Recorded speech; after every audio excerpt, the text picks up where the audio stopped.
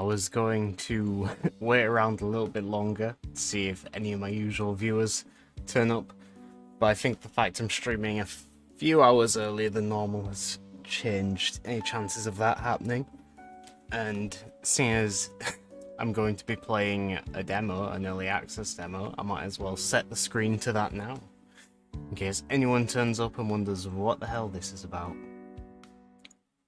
So, Manor Lords. Very excited to play this. I've been following the game for a little bit now, and I was excited to see that they were taking part in the Steam NextFest that starts later today.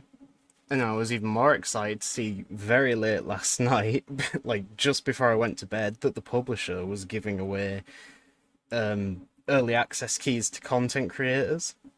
And I thought, you know what? I'm a content creator, technically, sort of. So I sent a message. I said, I don't know if I don't know if I qualify for what you're looking for, but hey, I'm interested in the game. So if I do, I'd love a key. And here we are. Hello, Brat. How's it going? I hope you're well. But yeah, like I said, excited to play this. Before we get started, I guess we'll read this thank you. Let me just tab into the game because I'm not actually in it yet. The game might be a little bit loud. I played with some settings last night to just get ready for today's stream, but it might not be perfect, so just heads up there. You should be able to hear the audio now that I've tabbed in. This game is still in development. A demo of an early access of an indie game. What a time in the gaming industry. At least the free demos are back, right? Yeah, it's nice. Please expect many rough edges as I still continue to work and improve the game every single day. Thank you for understanding, Greg, Manor Lords developer. P.S. Since it's a very modest, quick look at the game's development, there is no saving. That is an interesting thing, so what we are playing today will be like a single long session, which we won't be able to get back to if we quit. So here's hoping that it doesn't crash, I guess. But yep. Thank you, Greg, for all your hard work making this very beautiful looking game. Like I say, I've been following the screenshots and like dev stuff on Twitter for quite a while now, and it does look very promising, so glad to finally get our hands on here. Just double check the settings. Like I say, I did have a little look last night and mess with some stuff. I turned on, yeah, most importantly, I turned on VSync because that's the only way I can play CK3, so I'm guessing it might be necessary for this game as well. And even though the game did run fine enough on the Ultra, I just wanted to ensure that this game was like the smoothest viewing experience possible, so I just turned down a few settings to like high. Well, most of them actually. Yeah, I just figured it's best to like guarantee good smooth frame rates at the sacrifice of a tiny bit of quality. It doesn't really matter anyway. We're here for the gameplay, most importantly, I think. Now, for those that don't know what this game is, it is a strategy city builder type game. Sort of like The Settlers, if you've played that. A bit like Banished, I think, if you're familiar with that. I've only played Banished a little bit myself. I think The Settlers is probably the best comparison. That's one the dev himself made on Twitter. If we go into new game here, we have a few options, but two of them are locked for the demo, I imagine. I still have a little read of them. The Robber Baron. An infamous knight is residing in a castle up north. Build up your strength, and when ready, lay a claim to his land and defeat him in battle. That sounds like a fun, short campaign. Due to a tangled history, there are multiple claimants to these disputed lands. Use economy, diplomacy, and warfare to your advantage to become the sole ruler. That sounds like a bit of a longer campaign, a bit more diverse, very fun. And then Rise to Prosperity. You are the first lord to settle these lands, start from nothing, and build a prosperous medieval city. So this is like the sandbox mode, because this demo, it doesn't actually focus on any of the warfare style features which are planned in the full release of the game. This demo is more of a city builder demonstration. Still very fun. So, we have a fun screen here for creating a custom coat of arms. I will admit I did have a little peek and a play around last night. It's pretty comprehensive actually. It's very similar to CK3 in a lot of regards. quite a strong and fun tool to play with. You can do quite a few things. You can do the quartering and change each quarter. You can change all the patterns, all the colours, put icons on it. Tell it to put the icon in the middle of the whole thing and have it cut off if you want. And then one thing which this has which CK3 doesn't is the ability to load a custom texture. So ahead of the release, the dev, Greg, he actually dropped a thing on Twitter, a little template which people could play around with and fill in ahead of the demo. And I have actually done that, so I created this one. A little homage to the CK3 game we're playing at the moment. I tried to recreate the coat of arms of our Empire of Prydain as close as I could. I did try just copy it directly from the game and make it bigger, but the resolution of this template was a lot bigger than the screenshot of in-game. So I ended up just stealing bits and pieces off the internet and recreating it from scratch. And I think it looks pretty cool, actually. So yeah, we're going to be using this coat of arms for the playthrough.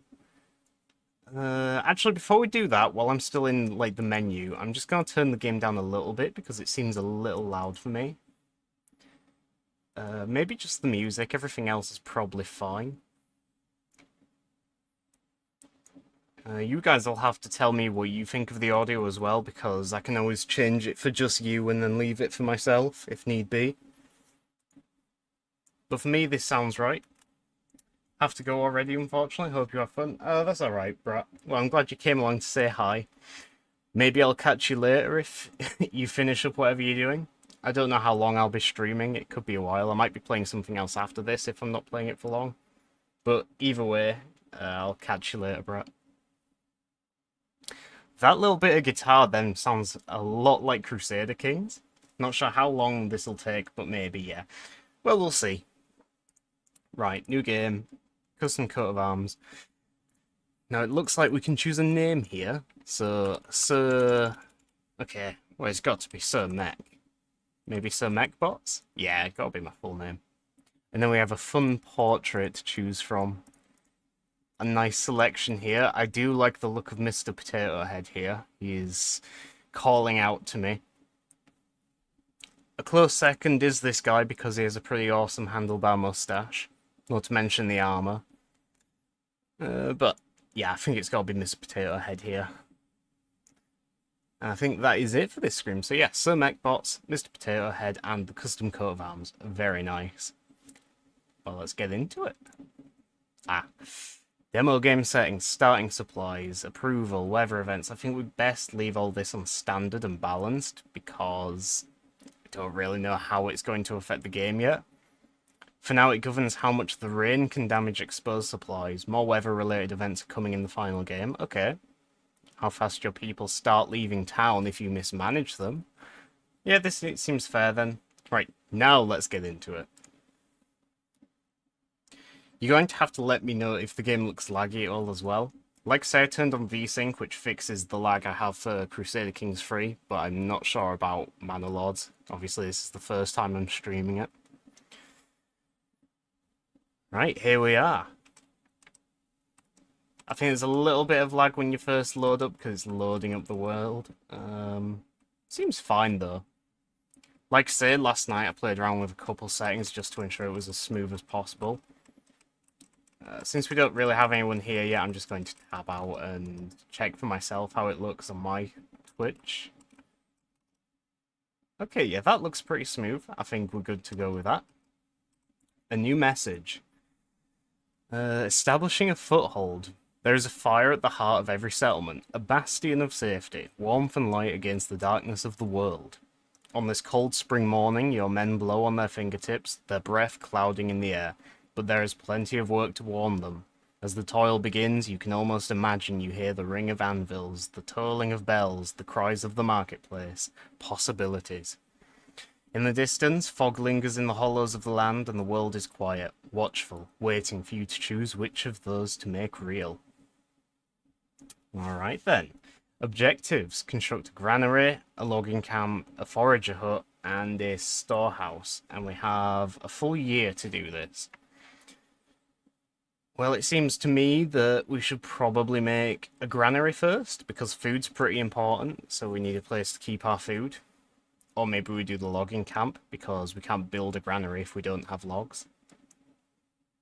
Oh, good, that actually has a reminder pinned in the corner there. I was sort of hoping it would. I wouldn't be good at remembering those. What is this? Berries? The orbit camera sensitivity is a little bit low. I think I might have messed with that as well last night. Rotation speed, yeah, that is very low. Let me put that up to, like, there. Oh, that's much better. Right, so we got Miss Potato Head in the corner here. Legacy view, locked. I guess that'll be something for the full game. Visit mode, very work in progress. Press to walk around your town in third person mode. Ah, this is something which I've been looking forward to trying. Oh, here we are, look at this. Unfortunately, our character doesn't actually look like Mr. Potato Head, but we get to walk around in third person, up close, in the mud, and see all of our peasants. Oh, this is wonderful. Every strategy game should have something like this. I guess you can call this a strategy game. We don't really know how it plays out yet. But it says this is very work in progress, so I imagine there's a few bugs. Oh, there we go. We got to see his face just a little bit. Can we go on here? Not quite. Probably for the best. We have like a big bull here. Nice. Can we interact with our peasants? I don't suppose you can. Can't stroke the cow. Good cow. Hello, lad. Okay, lad. Just walk straight through me, why not? Yeah. Wonderful. Well, let's actually play the game. So, last is to move. We can rotate the camera. We can zoom in. Neuenfurt. Can we rename this? Ah, we can. What should we rename the town? Or should we wait until more people turn up and then maybe we take some suggestions? Oh, we can focus on the... Oh, that is amazing. We can focus on the cow, which is part of the hitching post, I guess. And we have Peter, who is unassigned, procrastinating, and Vite, who is also doing that. Ah, shit, we best get building then. What are these at the top? Exposed storage. The stocks are exposed to the weather and can be destroyed by rainfall. Build a storehouse. That is one of our requirements anyway. Exposed food for the granary. Homeless families. Build cottages to provide them with shelter, or their approval will fall and they might freeze in the winter. Okay, makes sense. We have some homeless tents here. Not that homeless. They've got a nice little camp going. But I guess, first things first. Right, we've got a lot of stuff to look at here. We've got 5 peasant families. So I guess each, like, man here represents his family. Sort of like how in Victoria 2 and soon to be Victoria 3, it's like your pop is actually a man, a wife, and 2 kids. Maybe that's the same idea here. Like, the families are actually still inside the tents, just chilling out. The bull is very loud. Oh, it's an ox, called Ditz, apparently. Very good. Now, I did see on the Twitter that you can apparently rename these peasants. Sunny weather. Nice. I'm not sure how to do that yet. We'll have to figure it out later. We should probably pause, so too much time doesn't pass while I'm figuring things out.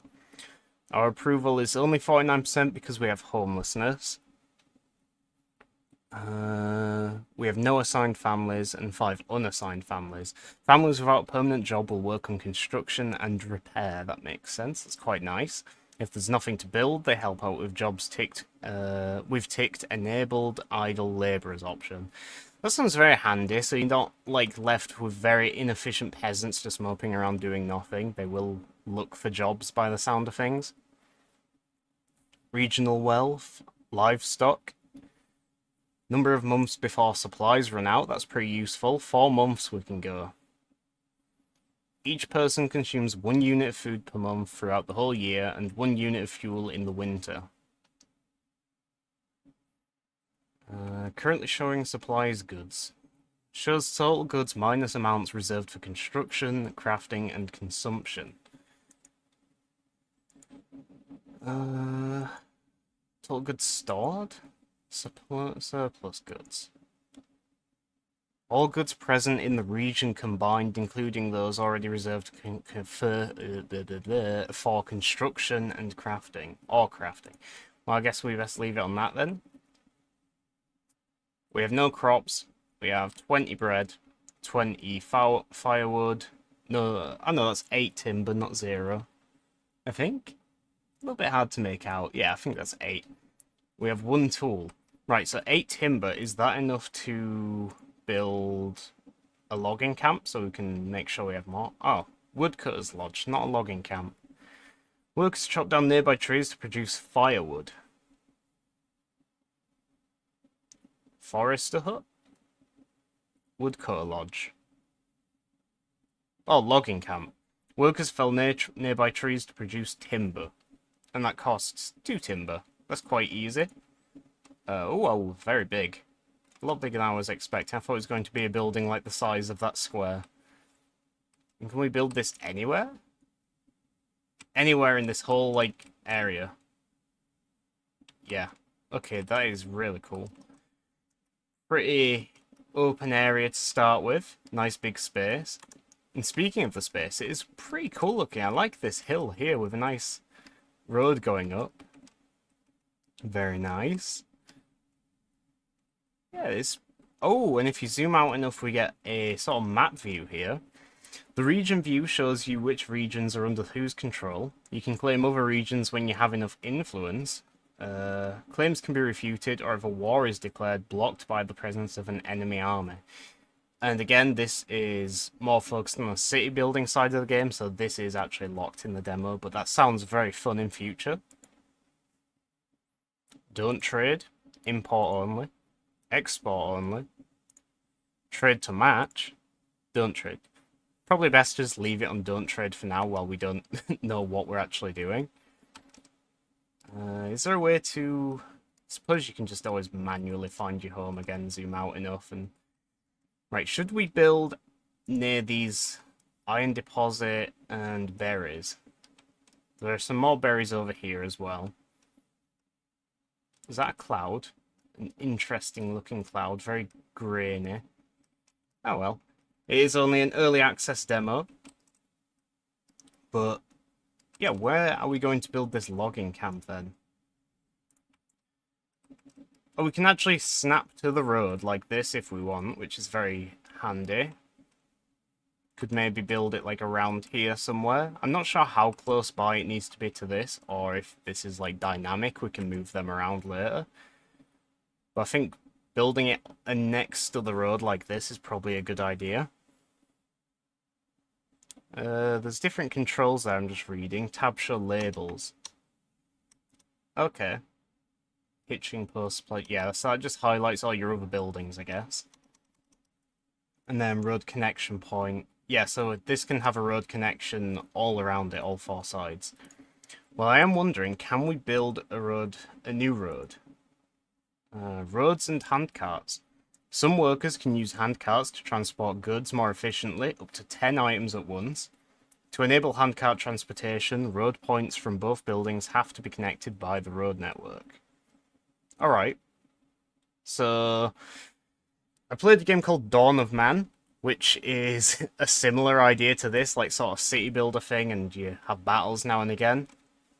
Except the setting for that is like, well, as the name suggests, the Dawn of Man. So you're starting in like in prehistory and you go through ages. That has a similar system by the look of things, where you have your peasants, but then you can also build carts to increase the efficiency. I don't know if building a road costs anything. I guess we'll see. We can adjust the curvature if we hold control and scroll. Is it a toggle or a drag? Ah, you just click and then road curvature. Maybe I'm doing something wrong here. Maybe I have to click again. I wonder, is there a way to... Oh, if you do Alt, you can remove roads. Ah, but we can't remove the King's Road. This is a permanent one. Very cool. And we can just build a new one here if we like, I guess. The logging camp might be... it's a little bit hilly. I think it is probably best to just put it in this main central area where it's flat. I actually like the look of this, so you know what? Let's build the logging camp first. We'll put it here, nice, in the middle of this clearing. Unassigned peasants automatically work on construction. If there is nothing to construct, they will work in buildings with... Yeah, we read that already. So that's very cool. And then we can build a road leading to this. In fact, we could just do it right here from there to there, I guess. Still not sure about the road curvature. Maybe you do have to do several, like, nodes first, and then it does a curve between them. But I think for now it's just fine to do that. Oh, I see, yeah. And then now if I hold control, then it can go pretty wild, I see. Cancel. No, so if I just want to do it to here, and then click again. Ah, that's quite simple, actually. And then maybe we do another one from here. And then we join up like there. And then if we do more curvature, maybe. Oh, very nice. Look at that. Beautiful already. I guess we'll just unpause and watch them build this. Are our lads going to head on over? Is Linhart? Oh, he's guiding the ox. Looks like... Oh, so they're going to take the logs from the supplies, maybe? And then, like, cart them... Oh, look at that! So yeah, he's just going to drag the logs over there one by one. I don't know if this road counts as already built, or if this is just like a preview. I wonder if the roads get bigger the more you use them. It does look very cool, though. So that's the logging camp we're building. We want a granary next, I reckon. So granary is... Well, we might as well get the forage hut, because we're already looking at it here. Foragers gather berries from a nearby berry deposit. Well, there is actually one right here, so we might as well build continuing from this sort of area. I wonder if we were to build the forager hut around here and have a path leading up to the logger camp there, it will count as a continuous path, so they can walk all the way through the logging camp. Might as well try it and find out. This forager hut is just a single building, so it's smaller than that. Can it snap onto this point here? How do you rotate? Hold. Oh my god, whoops. Okay, don't build those. Accidentally triple-clicked somehow. I do have a bit of a dodgy mouse, so... you can just demolish them, so no biggie. Can we actually see the berries here? We can. There is a deposit of 112 berries here, which sounds like a decent amount. Did I place another building there? No? I swear it highlighted there. Whatever. Let's just place... Right, so to rotate, you just hold it down. But when I tried that just now, it placed it straight away, so maybe... Whoops. Again, I have a bit of a dodgy mouse, so it sort of let go. I wonder if there are gameplay options to change the controls for rotating like that. Because in games like this, I actually prefer game controls where you can rotate independently of the mouse rather than having to drag it as you place it. Because then you don't have to worry about accidentally letting go, or in my case, my mouse failing on me. Right, I just want it... There we go. Uprooted trees. Oh, so this is going to uproot trees to place it. There we go. We don't have to worry about any trees by doing this. We'll place that there. And then we'll see if this does actually work, I guess. If we can... You know what? I want it to be a nice curve, so I'm going to do this. Maybe we do it over there instead. Okay, there we go. And by the looks of things, that will count as a contiguous path there, so they should go all the way through. Oh, this is amazing. So it's got a workforce of 5 out of 1, so I guess they're doing it very fast. They're still waiting for one log to be transported, and I can hear Big Bertha coming over now. Here she is. Or maybe it's he, with a name like Ditz, I'm not really sure. I've never heard that name before, I must confess. So they're working on that, and then straight after I guess they're going to go to the forager hut.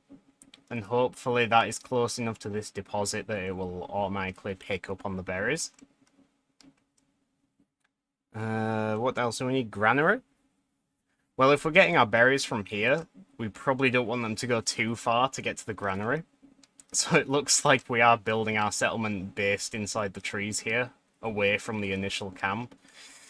Like I say, hopefully we can move that. I guess we'll find out shortly, but for now I'm just going to focus on building everything close by here. Storage, perhaps. Granary, there it is. I think we probably want the granary over here because this is already a nice clearing, so I imagine we're going to build more buildings around here. And it isn't that much further from the hut, so... yeah, let's just put it right there. That looks good to me. And then we also want a storehouse, which is a similar building. Maybe we just put that directly opposite. So we have our 2 storage buildings right there. We have the logging camp here, and then we have the forager hut there. Looks like the logging camp is nearly done now. 4 out of 7. So the workforce limit has actually gone up. I'm not sure why yet. Buildings with highest priority are built before others. So that is 1. I'm guessing 2. Oh no, they're all just going to be set to 1, are they? Yeah. That's pretty good. So we can say we want to prioritize this before the storage huts. But to be honest, I'm not really sure if it matters yet. We'll just leave them as default and let the peasants go for whichever ones they fancy. Not really sure if there's a... I suppose there's that progress bar here. I imagine once that's filled, the site is finished construction. We can also just watch them here building. Some fun-looking animations. This guy hammering the air, very good. Very productive. It's a very good-looking game. Even, like, turned down to high, the default was ultra, so I am down a setting on most of the settings. It still looks really nice. Oh, there's even a little fire graphic there, nice. Right, I want to see, can we actually move our things over here? Is there a way to just move from this?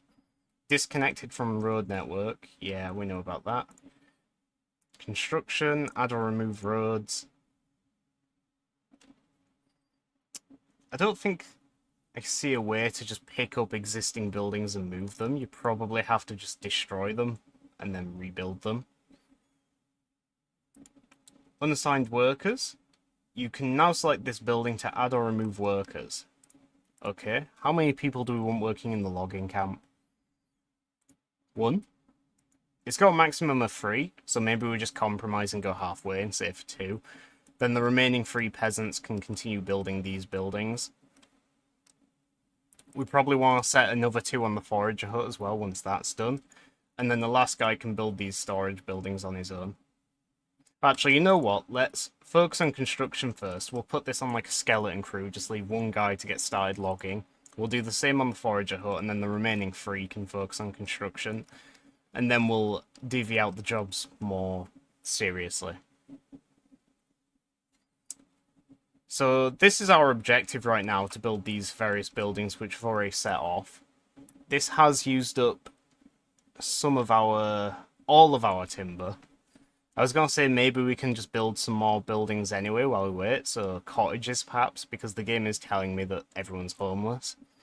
But I guess we have to wait for the logging camp to bring in some timber first.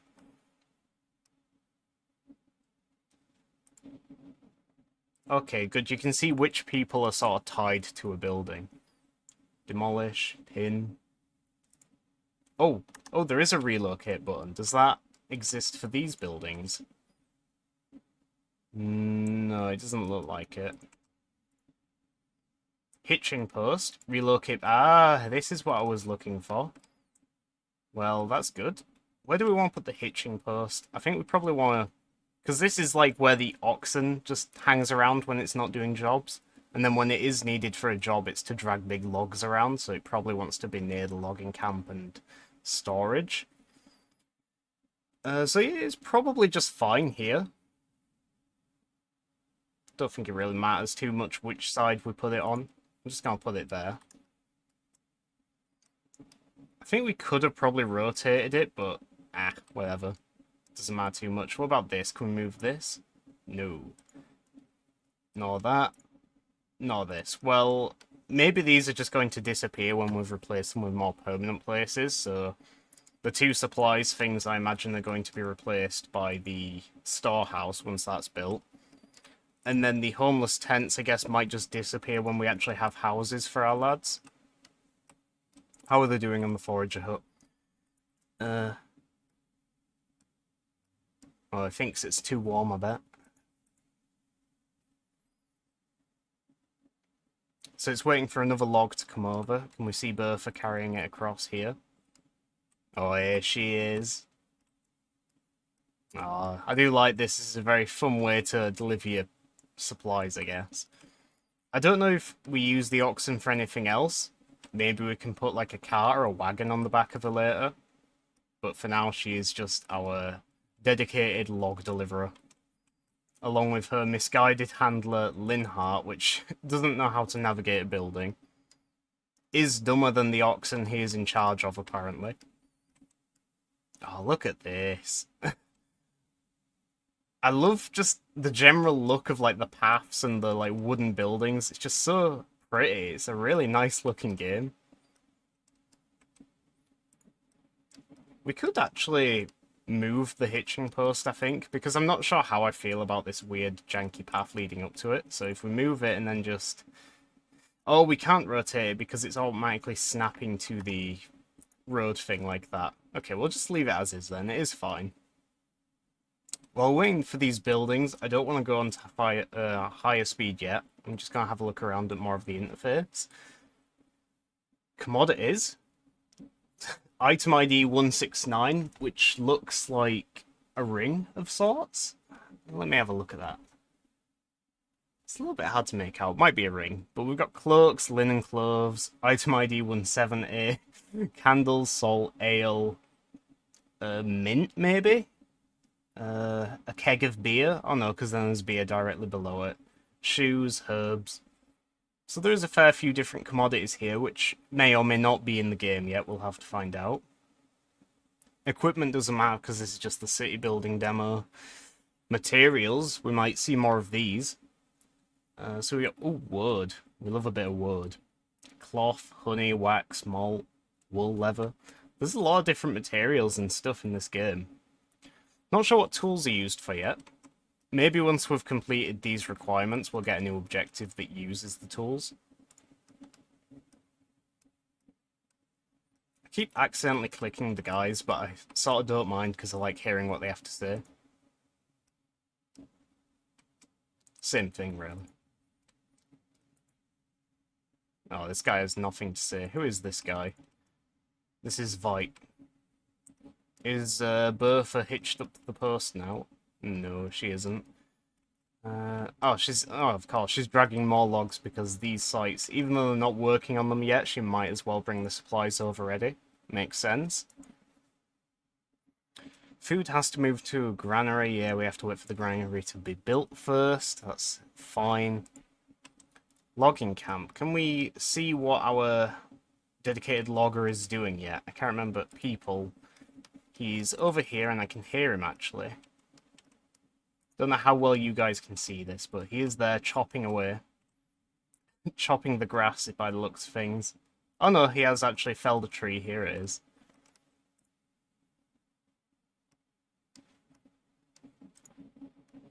No hovel. We need to build him a hovel apparently. One of the notifications has gone. I think it was exposed supplies, but not sure why that would disappear because they are still very clearly exposed. We've finished the forager hut, so let's assign again a skeleton crew to work on this so we can get some more berries in while we wait for the construction. Working in the forager hut, we have we can rename here. Well, I'll wait for people to turn up, and if anyone turns up and says hi in the chat, I'll just steal the username and put them in the game like I do with Crusader Kings. Might as well put, like, Brat in the game, though, because he's already turned up and left. Peter. Who's the other guy called? Can't I stay where there's drink? We don't have any drink yet. Oh, that's Vite. I'm going to rename Vite because he's coming up quite a lot. Can you only rename them when they're assigned to a job? Or do you unassign families? Oh, here we go. Vite is the forager. Right, okay. Apparently. He's going to equip something, not sure what. But let's name this guy after Brat, also known as Pan Guy. Let's do a capital G. So, oh, that's not what I wanted to do. There we go, Pan Guy.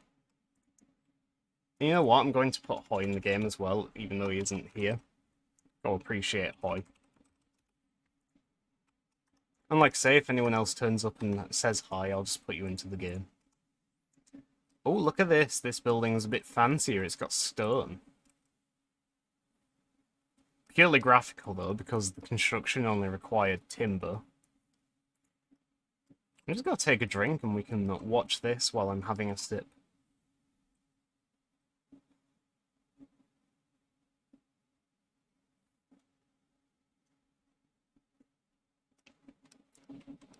I'm paranoid the game isn't running well or something, so I'm just going to have to check and, double check and see for myself. It's not bad. It's a little bit crusty, but it's fine enough.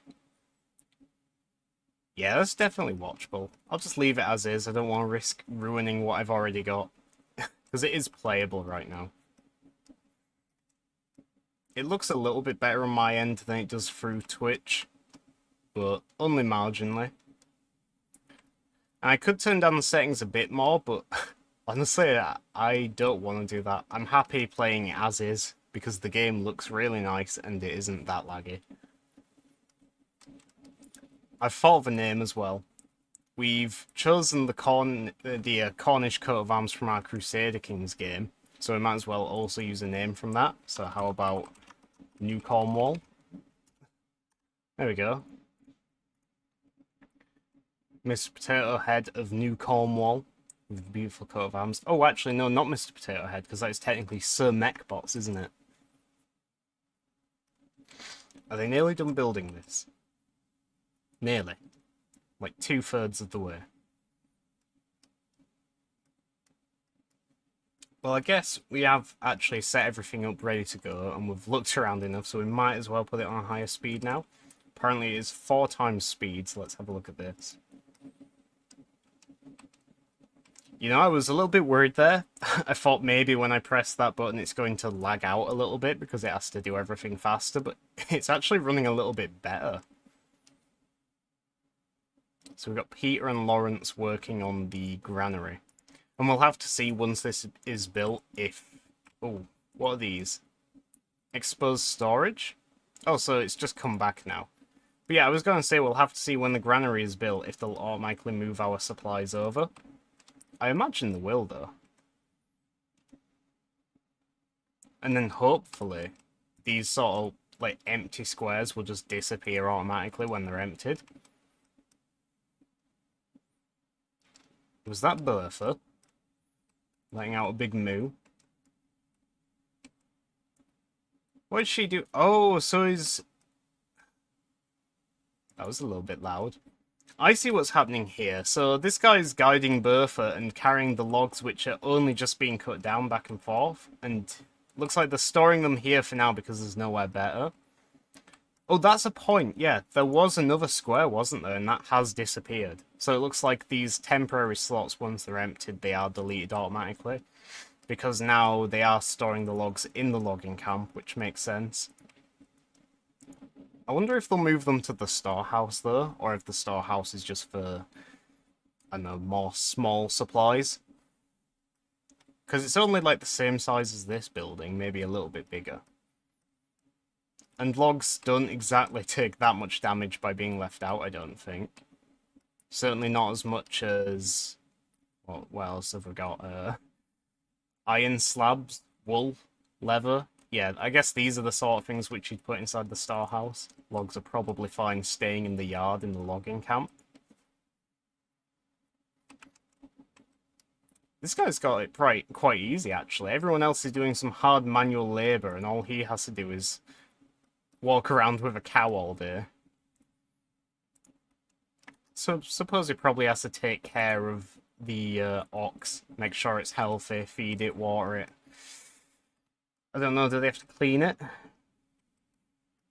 Do you clean an ox, or does the ox clean itself?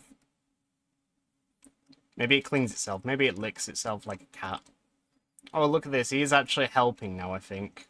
Was it Lawrence, or was it someone else? I've already forgotten the name of the guy that was leading the ox, but... Ah, here we go, so the granary is built now. So I guess we'll have to see, will they bring these supplies over automatically? Again, I misclicked him then. I went to click the granary. What is this? Upgrade to a large granary. I imagine there's going to be a graphic here in the full version of the game, and that's just a placeholder for now. Costs 3 logs, which we do have. Our timber is replenishing now that we have the lumberyard, or logging camp rather. So we could actually look into building some more buildings, I think.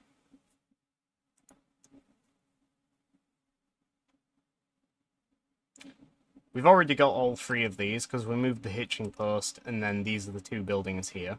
So that is storage covered. Mining.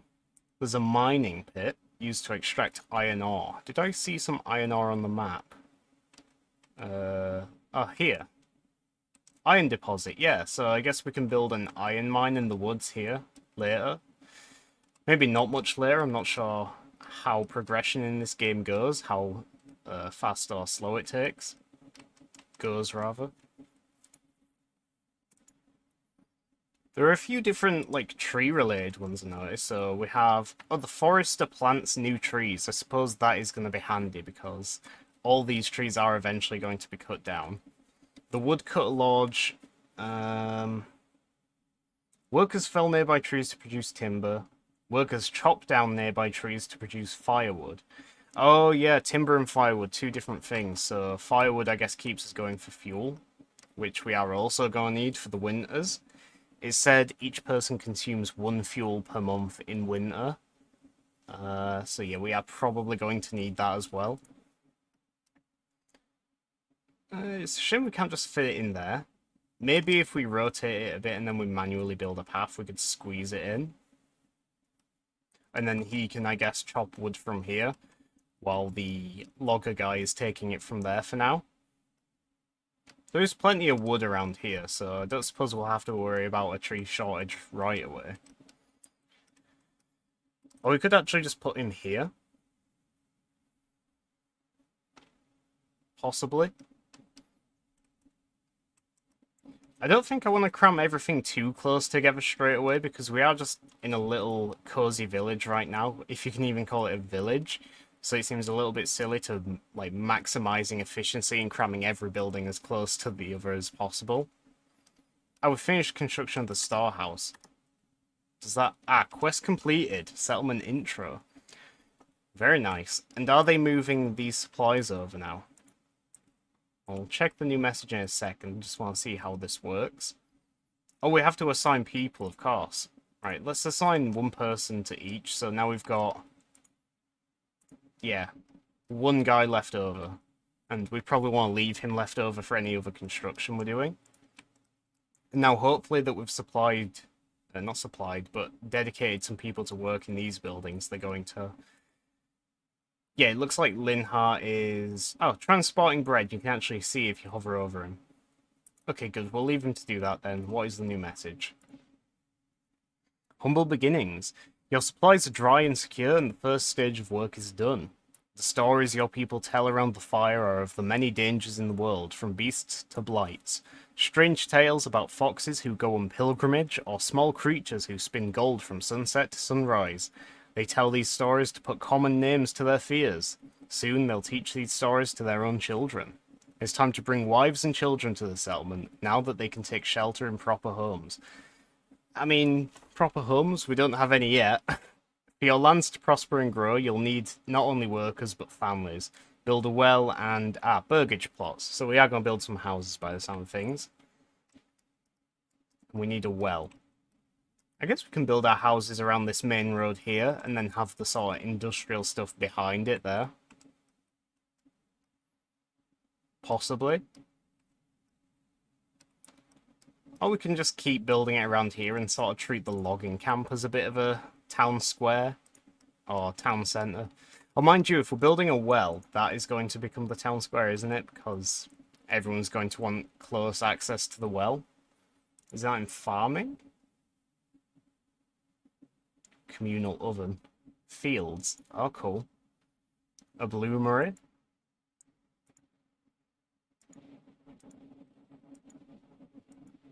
Oh, village life. Well, here we are. And then a burgage plot, which is 2 logs each. Or timber, I guess. The well is also 1 timber. Oh, is this water access? Like, there's a underground river or something here. Careful, you're about to run out of timber and block yourself. Make sure you have a woodcutter camp before placing more buildings. Woodcutter camp? We have a logging camp. We don't have a woodcutter camp, do we? Or is that just a... No, because the woodcutter lodge is for firewood, and then the logging camp, which we already have, that is to produce timber. So we are actually doing fine for that for now, I think. Oh, look, Bessie is carrying the timber logs over and putting them in the storehouse's yard instead. That's fine. But, yeah, okay, so let's not worry about that, because we do have a supply of timber coming in. And it looks like you do probably want to build the well on one of these slots. Ah, there we are, must be placed on a water vein. Well, that works fine by me, because if we put it here, we can have, like, buildings orbiting it. Or possibly here.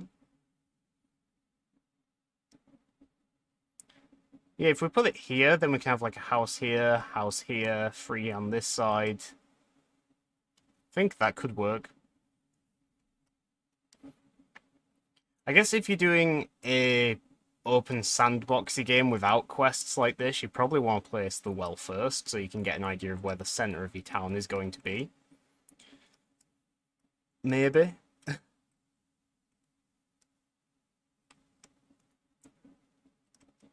think I do actually want it in the middle here. Because I do like I say, I like the idea of having the houses all orbiting it. I'm going to put it on pause while I make up this incredibly difficult decision. I just want the village to look nice, you know? So if we put it here, we could actually move the hitching post on this side and have the path come down to it like this. And then it can go all the way through and join there. Or we could have it come down there and have another one from over here. There is only one, like, path node I can see there, like, directly below where I'm placing it. So hopefully it doesn't matter that the path I'm going to build goes around it. We'll have to see how this works. I didn't actually mean to place that. Whoops. I wanted to drag and, like, rotate it. What is this? Market area. And we'll do that later. I wanted to do... yeah, that. Get to work, lads! I like that voice. Very good. Okay, we'll unpause now. We can build a church as well. We need burgage plots. Living space for 1 family when upgraded grants a development point. If large enough, has slots for extensions. Oh, that's cool. Oh. Flexible plots. I forgot about this. Yeah, I remember seeing, like, a preview of this mechanic. Totally forgot. Some buildings have flexible borders. Place 4 points to designate an area. The cursor will snap to the roads and other plots to try and create an organic shape. You can leave more space for future extension upgrades. First 2 points mark the front of the house by default. Okay, good. Well, maybe we want to do the path first then. Can we put a path through here? No, I think we're going to have to move this, like I said. We'll just put it there, like that. That's fine. And then we will put a path now, leading from here to here. Maybe turn down the curve. Okay, maybe we put it down there and there.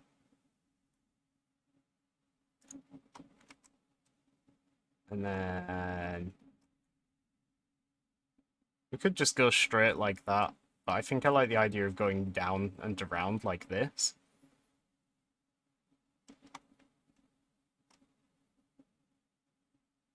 Can we do like a loop? Oh, we can. It's a little bit messy, but I think that works. And then we can now just do this. Interesting little circle we've made. I sort of like it though. It works. That costs 1 timber, but is it going to disappear as soon as... Oh no, we still have 4 because we have the setting here showing surplus, so I guess that timber counted as being used from the moment we placed the well. In which case we do have 4 timber left over to make 2 of these burgage plots. Where do we want the front to face? We want the front to be facing the well inward like this. So if we do... it's a little bit weird, but I think this will work.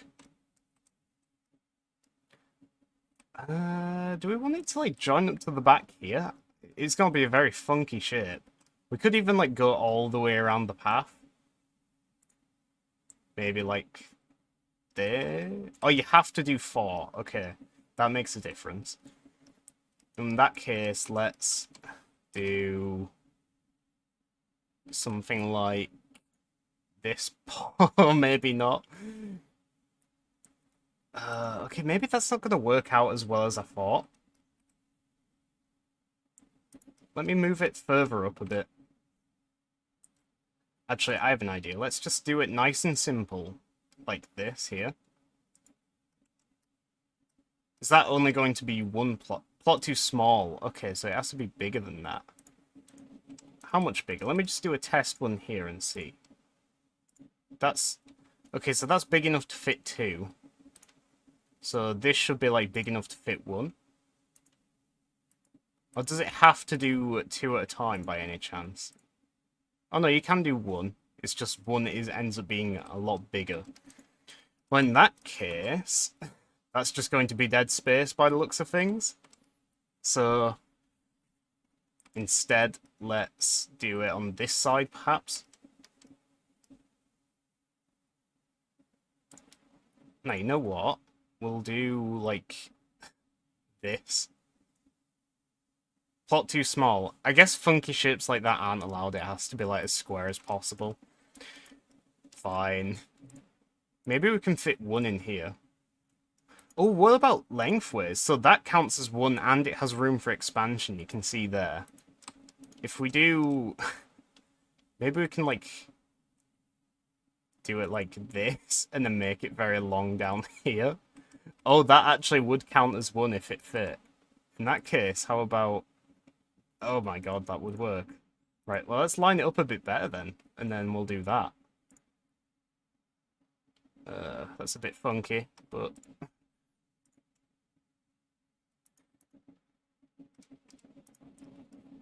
Did they build the well as well? Okay, good, so I have an excuse to be faffing around here taking a long time because I'm just going to say I'm waiting for the well to be built. How about down here first instead? We'll leave room for expansion as well. Okay, whatever, we'll go for that. 1, and then... Oh, then we can do this, which would be a very interesting looking one. Or that. Yeah, I like the look of that one. And then maybe we can build a path going through there, like along the water vein. So we have one timber left. I think as soon as we have another timber, we'll build a third one. So we'll just wait for that.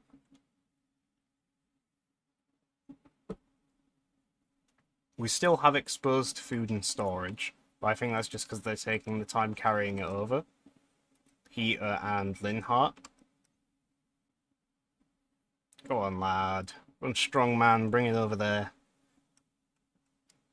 I guess they haven't like done the graphic or the animation properly yet for that. That's fine. Maybe seeing as those are baskets, he could probably just carry it like a normal basket as opposed to underarm. But then again, it's probably quicker and easier to just reuse the animation like that. I'm not a game developer, I'll leave it to good old Greg. But that just reminded me, I want to do like a thank you again here. So thank you to Hooded Horse for actually giving me the key to play this right now. I very much appreciate that. I would have been streaming this anyway when the public release came out in a few hours, which, yeah, for those watching that are wondering when you can play this, there is a public version of this demo which comes out, I best double check this, bear with me. I think it's 7 PM Central European time. Let me just double check this for you. Oh, I didn't consider that the audio mutes when I tab out. Yeah, okay, for everyone asking, it goes public 7 PM CEST. So yeah, you guys can get a hand on this in a few hours, but for now you'll have to watch the likes of me. Mwahahaha. But yeah, shout out to Hooded Horse for giving me the key, and shout out to Greg for all his hard work developing this beautiful game. Good work, Greg. It looks like it's paying off because even just as a small, like, early access demo like this is already, like, fun, and I really like the potential of it. My internet is dying. 3.07 download speed. Hello, Hoy. I'm sorry to hear that your internet speed is dying. But I'm glad you could make it today. Do we have 2 timber yet? No, 1 timber. Oh, these guys have to, like, share the 1 ox we have between all these jobs, so... Currently, Bertha is carrying the logs to these construction sites. She's done all the logs there. 2 out of 2, 0 out of 2. So I guess she's gonna do the 2 logs here, and then she can start carrying logs to be used here again. Is that one there? Yeah, there's a log waiting for transport right there. 2.21 upload, 514 ping delay on download, and a very big number ping delay on upload. I was already here for a bit before, but yeah. Are you downloading anything in the background by accident, Hoy? Also, damn. These trees got cut down really quickly. There was like a whole mini forest here a few minutes ago. Who is our logger? It is... Hoy, you are currently the woodcutter. You have made some good progress cutting down these trees. Let's hope the Lorax doesn't show up. It's better than yesterday night. It was even worse yesterday. Damn. That's rough. Let's put it on fast forward, just so we can get another log, because I want to build another burgage plot, because it's quite fun designing the weird wacky layouts. I really like the shape of this one, this sort of wedge. I think it's going to fit really nicely into the corner there. Hopefully they have like a little private plot of like farmland here to themselves. I think I remember that's what the dev was saying the intention was. So each house has like the building and then a little garden or like patch to grow crops on themselves. Or at least it's based on that. 0.2 download. Jesus. Have you tried turning it off and on again? Did they even build the well? We have one unassigned family, Lawrence, which is... Oh, he's not really unassigned though, is he? Because he's clearly guiding the ox and telling it what to do. But we really need him to be building the well, because no one's actually working on that. Maybe we don't worry about foraging for a while then, because we already have plenty of bread saved up. We've got some berries now as well, so let's turn down this and send... What's his face? What's he called? Oh, that is Brat. So Brat was previously gathering the berries for us. We will now send him to build stuff.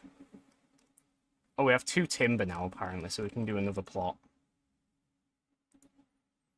To be honest, you should check a game I found via an ad. Twitch didn't give me the best hook, but Clanfolk, Medieval RimWorld. I've watched someone play Clanfolk.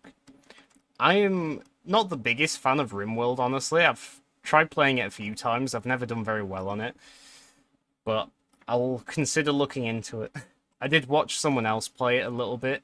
Mostly just stuck it on in the background and listened, but I did catch bits. Turned my PC on and off again twice now. No, not the PC. What about the router? The internet. Oh wait, the first two have to face the path. Right, forgot about that. Does this count? No, that's too small. What about this? No, that's a little bit too weird. Oh, come on, that's like big enough. You could fit in a house lengthways there.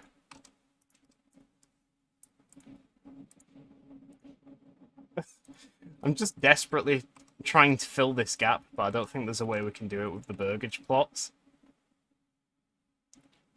It's also telling me that I can place it inside here, but this is for the well, so we're just going to ignore that.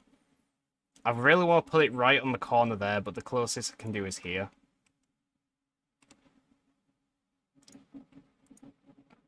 Oh, this'll do, actually. There's no room for expansion, though, so maybe we don't do that. I'm not... Too late, I misclicked. Oh well. Oh, you know what? We can actually just cancel it, can't we? Yeah, we got our wood back, I think. Because I would like to build one with room for expansion. I think we'd best do that.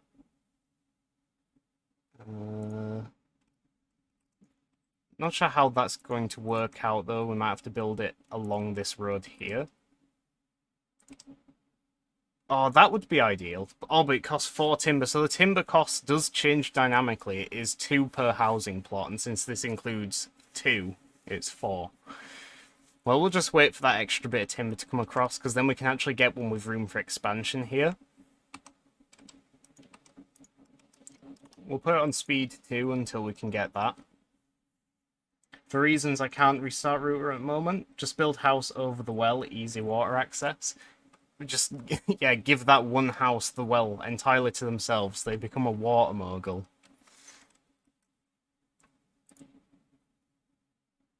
We don't have any drink yet, Lawrence. The path is looking very interesting right now. It looks a bit like a white tie-dye pattern. Look at that, like how the path flares out massively for some reason. I wonder if the pathfinding for the AI can actually work around this little roundabout I made well enough. Because it does look a little bit awkward around here where it meets, like it isn't a perfect circle. Oh, you know what we should have done? We should have just done a perfect circle and then done 2 separate paths joining to the outside, rather than a weird, like, snail. Easy capitalism. Early capitalism? Well, that's basically what feudalism is, isn't it? Proto-capitalism. Got, like, a big lord on top exploiting the workers. Let's just not get into that, shall we?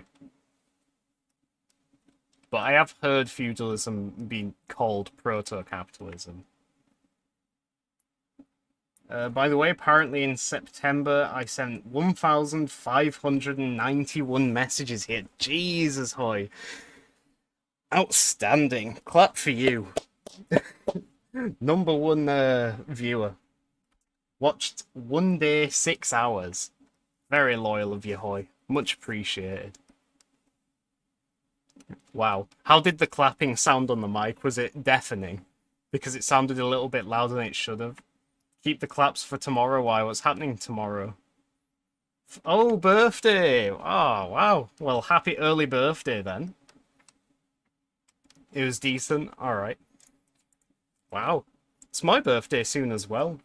Both born in October. Mine's on the 27th, so 2 days after Victoria 3 comes out. Yeah, happy early birthday, ahoy.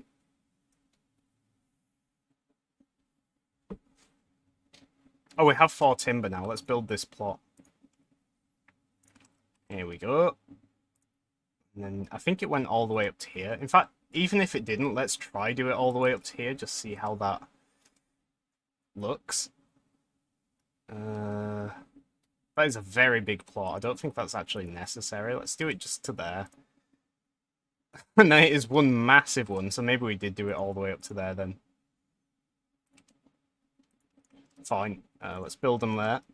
Very nice. God, I love how this game looks. It's just, like, something about, like, the textures and stuff just look perfect. Like, look at this grass. There's so much variety going on here. So many, like, different species of grass, I guess. It just looks perfect. And then you zoom in and you get all these different coloured and lengths of tufts, little bits of flowers there. Very nicely done. My same day Overwatch 2 releases. Yes, I can see textures on 480p. Oh. I have turned down the graphics a little bit as well. We're not on ultra, we're playing on high for most of them. Oh, my approval is slipping because of homelessness. We really need to get a move on building these houses. Or burgage plots, I guess, not houses. Maybe we should chill out on logging for a little bit. Because we need to prioritize these houses. Well, actually, are they nearly done carrying the supplies over? Looks like the granary worker. Oh, of course, yeah. So the granary worker's finished all his jobs. He doesn't have to carry any more food over. So he's automatically helping out on the construction, which is perfect. That's exactly what we want. So yeah, there's actually 3 people working on this right. Oh, who's this lad? I like his hat. Look at that hat. That is a beauty. Is this just a traveling merchant? Wow. Do we get to do anything with him, or is he just passing through? Oh, look, there's another one here.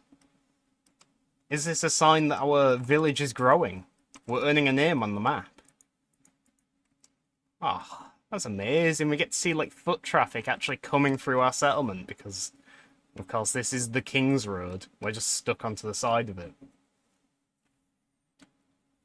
Literally birthday during a dumpster fire. Foreshadowing. Yeah, Overwatch 2 isn't as exciting or hyped up release as Blizzard would probably hope. I'm definitely not interested in it in the slightest. I can't even really say why, because I put so many hours into Overwatch 1. I even enjoyed the Overwatch 2 beta from what I played. But, you know, I'm just not interested in playing Overwatch 2 right now. I'm far more interested in watching Bessie pull a log along a dirt path. This is like 10 times more exciting than Overwatch, if you ask me. Look at her go. Guided by her trusty owner, Lawrence. Well, not really owner, just... Oh, the well's done as well. Look at this. Little wooden well. Let's hope no one poops in it. Just poison the water supply for the whole town. The whole town of 5 people. These burgage plots take a very long time to construct. Say as well, we've got like 3 people working on it, I think. Oh, 2. Oh, of course, because the third is Lawrence, and he's busy carrying timber around. It's currently May, so we've got ages to go yet before we have to worry about winter. I was just thinking, do we need to start building a... what's it called? Woodcutter lodge so we can get more firewood, but we still have plenty of fuel here saved up. 20 firewood, that's 20 months worth. If it was 1 person, but we have 5, so I guess 4 months worth. Which is, you know, winter and a bit. Winter and 1 month left over. Lawrence of Arabia. No, it's Lawrence of New Cornwall. I don't know if you noticed that, by the way, Hoy, but look, I did a custom coat of arms here. I tried recreating the coat of arms from our CK3 game, and then I also have named the settlement New Cornwall. I hope you appreciate that.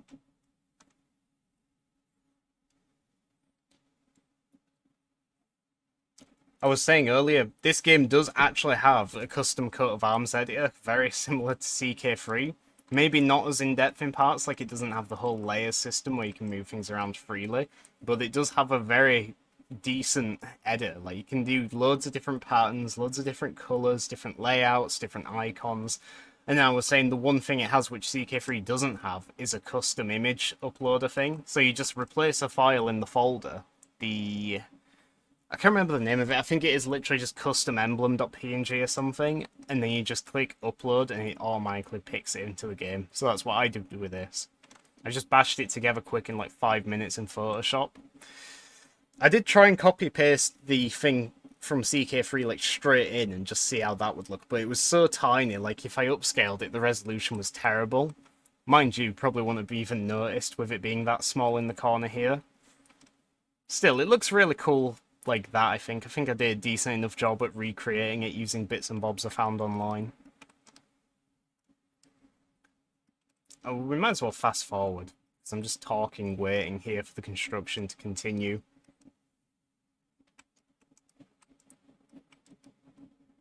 I've been really looking forward to seeing like the dynamic constructions from this game. Like that is one of the most appealing things like graphically I saw about it. Like you build all these weird funky shaped plots and the buildings and farms around them just sort of construct to fit in it. And it is looking good so far. I guess this is just going to be like the private plot of land where they're growing cabbages and shit. When Mechbot coat of arms, I actually made like a coat of arms for myself just when I was going through a bit of a heraldry phase. I was like going on the heraldry subreddit and reading up on rules of tincture and stuff and trying to figure out how to make one. And I did make one for myself. It's very simple, a little bit boring even. Wait, Cornwall coat of arms emote? I could do. Yeah, I do actually have the file saved. I could just shrink it down to emote size and then we could have that. I'd probably replace the hype one, but that'd be a shame because even though that's a Twitch default one, that's one of the most used and most universal emotes I have. Is it turning to nighttime? Is there a day-night cycle? Because it does look a lot darker now. I know there's a weather system because it says, like, just for the demo, there's only rain at the moment. Peasants are coming to your village. This is great, but watch out for your supplies. Hungry and cold peasants can rebel. Oh, look, it is raining. It's coming down in sheets. So did we just get some more peasants then? It says our total population is 5, but I guess they're just on their way still from somewhere over yonder. Maybe at the edge of the map over here. What is this? Travelling merchant? Trade route. Cheap goods for import. Work in progress. Right. It just said town centre at the bottom, I noticed, but I missed, like, any context for it. I know red is usually for blood or battles, but I don't know about the rest. Nah, no, that's not true at all, Hoy. The colours in heraldry are just pretty much made up. They don't have a set meaning. The meaning is whatever you want it to be. Like, there isn't just a set rule, like a list of what each colour means. It is entirely subjective. Tell the rules of heraldry. Well, it was months ago that I went through this little phase, and even then I didn't really understand half of it. I can just tell you the rule of tincture is the one about colours, where you shouldn't have metals next to metals. And a metal is basically just white and, I think, black and gold. And it's basically just don't have colours that clash next to each other. And it's not even like 100%, like, there are examples where they ignore the rule. But they don't tend to look very good if you do that.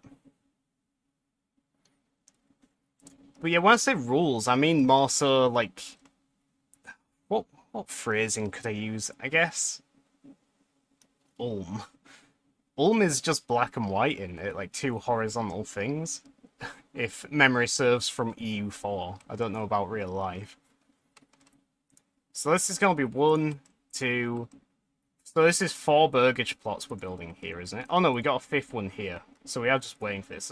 I don't know when I put it back down to normal speed, but we really need to get a move on building these. Oh look, we have 6 villagers now, apparently. By looks of that, it says one of them has a child, I think, or is it a wife? Yeah, is that like male and female? So 5 peasant families, 5 blokes, and 1 bird. Don't know if there's an easy way to... Hang on, can you click it if it's paused? No. Not paused, but on speed 1. Oh, I completely ignored this as well, but when you go to like rename it, it opens up this screen. So it looks like there's a sort of perk tree for how your village develops. I like the backgrounds here, like medieval drawings. So I suppose this is like different ways to specialize and get better at certain things, but it says they're locked in the demo, so we'll have to see what that looks like on full release. We've got a bit more timber built up again, so we could look to just building something else for fun. Market stalls would probably best wait for like a quest relevant to that. Food stall, okay, that's related to that. Tavern. Church. Church grants access to faith for the burgage plots.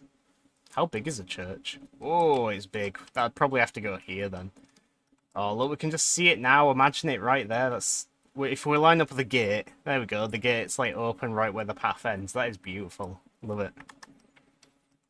I remember earlier on in development for this game, it was originally going to have more like varied and dynamic styles and cosmetics, but they semi-recently revised that, so it's now focused more on like the HRE sort of like Kingdom Come Deliverance, you know, like Bohemia and Germany.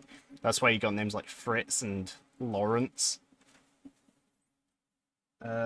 So black can mean peace and gold and yellow can mean blood shed for Burger King burgers, if you want it to, Hoy. If you're only just saying that, I imagine you have a very big delay due to your internet, like, shitting its pants right now. I mean, I don't know, should we stay on fast forward just so these buildings get built quicker, or should we go on normal speed so I can, like, consider building something new? We could build a farm. Oh, look, there's actually a little square icon in the top right, so I guess that is to signify which buildings use the mechanics for, like, burgage plots, where you draw it out yourself. Sheep farm, field, pasture, windmill. Oh, there's a lot of stuff here. This demo actually seems bigger than I thought. Like, I knew that it was just meant to be like the city building side of the game, but that still feels to be like quite a decent part of the game. In terms of size, I mean. Right, this is the double one, isn't it? Oh, no, we actually only have 4. We do need to do another burgage plot, my bad. Right, where are we putting this one? Are we like trying to squeeze it in here, possibly? No, that's too small. Oh, great. We're going to be left over with, like, one just sticking out away from the village centre, I think. Oh, that'd fit if only this wasn't in the way. You know what? I think we can move this. Low on food? No, we're not low on food. Can we move it? Is there a button? Set work area. Clear work area. Disable, demolish. I think you can maybe only move small stuff like the hitching post. As for bigger things like this, you have to demolish and then replace them. Which we could do, but thinking what to type. You don't have to say it if you don't want, Hoy. It is fine. I am fine like just talking about the game and trying to come up with stuff on my own. You don't have to feel obliged to keep talking. I appreciate your viewership regardless of chat activity or not. Do we, like, try and squeeze it in here, maybe? No, that's too small. What if I try the other... Whoa, what happened there? If I try this way... Oh, look at that. Look at that, it fits. It fits, yes! Oh, beautiful. We just about squeezed one in there. No thinking how to make funny message. How make message funny. I had no idea, Hoy. Saying that as the streamer, which has to talk for like 4 hours, I don't know how to make anything funny. Red number. Paradox has taught me that red means bad. What is this? Number of months before supplies run out. Oh god, we're running out of food. Shit. We need someone back on the forager hut then. In fact, let's double it. That is a little bit worrying that we only have 1 month of food left. I sort of forgot that we took a guy off that. It says we have 10 bread and 6 berries, which sounds like a lot to me, but I suppose 10 loaves of bread and 6 berries, that is a bit short of food for a full month. So I suppose the game is being generous even with that. It bothers me that we have this big empty square, but this counts as part of the logging camp. Like here. I get why, because this is where they keep putting the logs temporarily before they move them to here, but I just wish I could, like, build over this, or tell them to ignore this quarter of the building. It frits. It just frits. Oh, is there a path actually here as well? It doesn't look like that actually does count as a path. But I do really like what we're going on here. This looks like something from The Witcher. Just like a small little village. And I say that as someone who has hardly even ever played The Witcher. I've played a total of... Oh, look at that as well. There's like a little ginnel here. I should actually say ginnel is like a very locally Yorkshire term. It's basically an alleyway or a side passage. So, yeah, medieval ginnel here. Oh man, they've even got their own outhouse. They are living the high life. Damn. Very fancy. This is the one which has room for expansion, so if anyone was to have their own outhouse, it would be these guys. Oh, these guys have one as well, next to a big pile of junk in the garden. So it's not quite what I expected. When there was like a big space like this, I was thinking, oh, they'll have their own private patch of land. They'll grow some cabbages and carrots and shit. But no, they're just using it as a little tip. And the shitter, of course. Toilet through the fence? Yeah, I saw that as well. You just gotta like squeeze past to get through. That is the ultimate test of if you're allowed to get into the village. You have to go down this long passageway, and if you can handle the smell here, then you're allowed into the village. But if you can't make it past and you have to turn around, then you are banished. I like this like fancy doorway here, the gate. Oh, everyone has their own outhouse. Man, we have a village of rich people here. Absolutely minted peasants. We have 10 people now. 7 males and 3 females, if my guessing is right in understanding that. Oh, 4 now. No one is unassigned because I guess they're all focusing on that. Pangai is the forager. Hoy is the woodcutter. Apparently we have 4 foragers, which isn't right. Oh, you can't press escape to close the pause menu. Maybe that's something the dev can fix at some point. Like, I keep pressing escape by accident when I want to close one of these windows. We have 2 people set as foragers. However, it said we have 4 assigned in this menu. I guess it just takes into account what they've last worked as before they were doing whatever they're doing now. So this guy's constructing and this guy's transporting. Buy viewers, followers, and primes? No, I will not. Cease. Amazing. It bothers me that I can't tab out without the game audio stopping.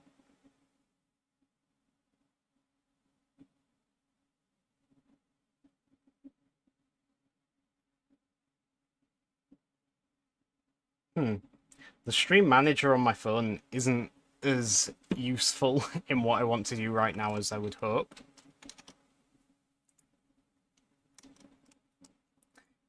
Is there actually a setting here for audio? No, there's no, like, leave audio playing in the background. Why are you non-supporter of Cornwall? It's probably just a bot hoy, like, looking for small channels like this. Also, ban the word. Well, I want to tab out, but then the audio stops. Yeah, I was going to do it on my phone, but it doesn't work, so...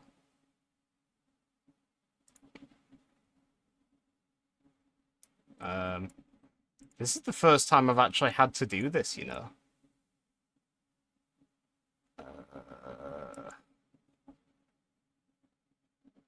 Or make me a mod so I can do the whole stuff.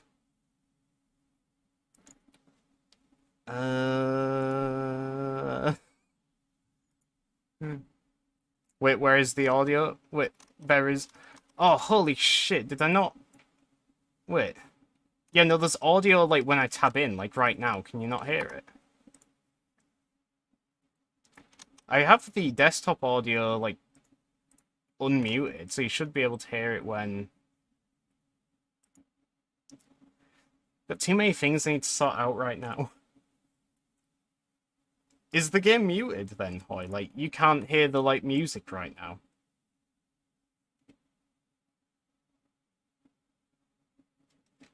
Let me try...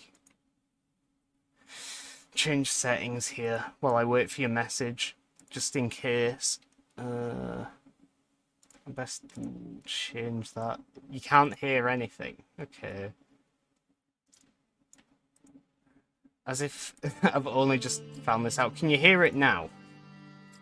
I don't really know how... I can't check on it because when I tab out, the game mutes for me as well, so I can't see if the audio is working. Maybe if I just temporarily set it to windowed. You might not be able to see the game for a second here, so bear with me. Wait, that's not worked either? Yes, sound. Wait, so you could hear it now, like right now, like I'm back in the game, you can hear the audio. Let me click a person, see if you can hear what he says. Is that this sun or fire above? Did you hear what this guy just said?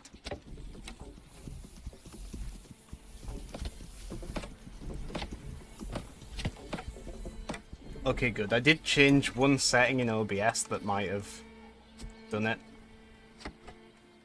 But, yeah, I am just going to have to pause for a second so I can do Twitch stuff. He talked about fire, yes. I should have just tabbed into OBS. That's what I meant to do. There we go. I banned the bot. Yeah, I just did. Thank you, MooBot. Good job. BRB. Alright. In a bit then, Hoy. Oh, you can press space to pause and pause. That's good to know. Right, let's try and get back into the game now. Got distracted there a little bit. That threw me off totally, and then you saying I had no audio. Ugh. Hopefully it's all fine now, though. This 5th burgage plot is about to be complete. Completed, I should say. Maybe we should set 3 people on the forager hut because we are on the brink of starvation here, which is less than ideal. We also don't need to worry about timber for the time being, so let's turn the guy off the logging camp. Because I've noticed the logging camp, even though it's set to 1 person, it is also using up another person just to guide the ox.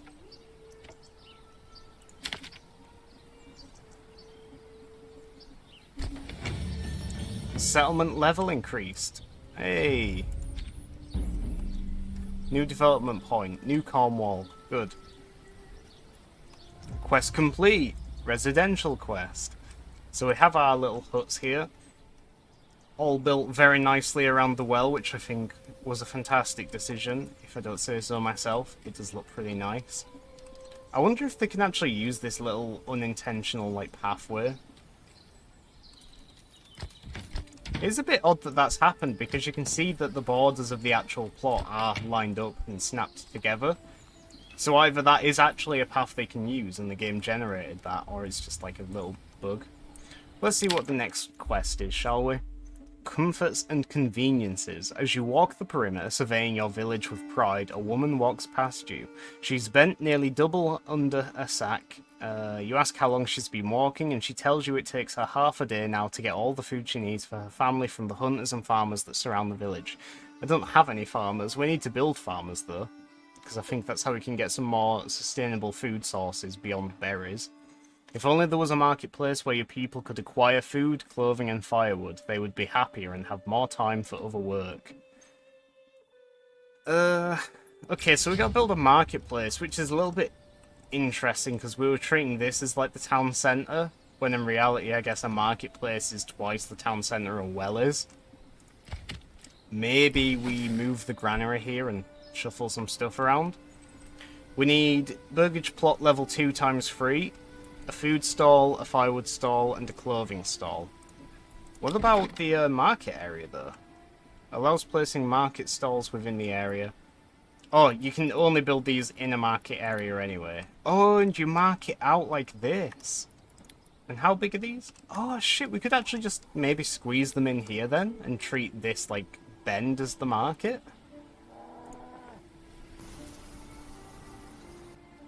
I don't like that it does this weird jump here. I want to like make sure this is all counted as the front rather than just here.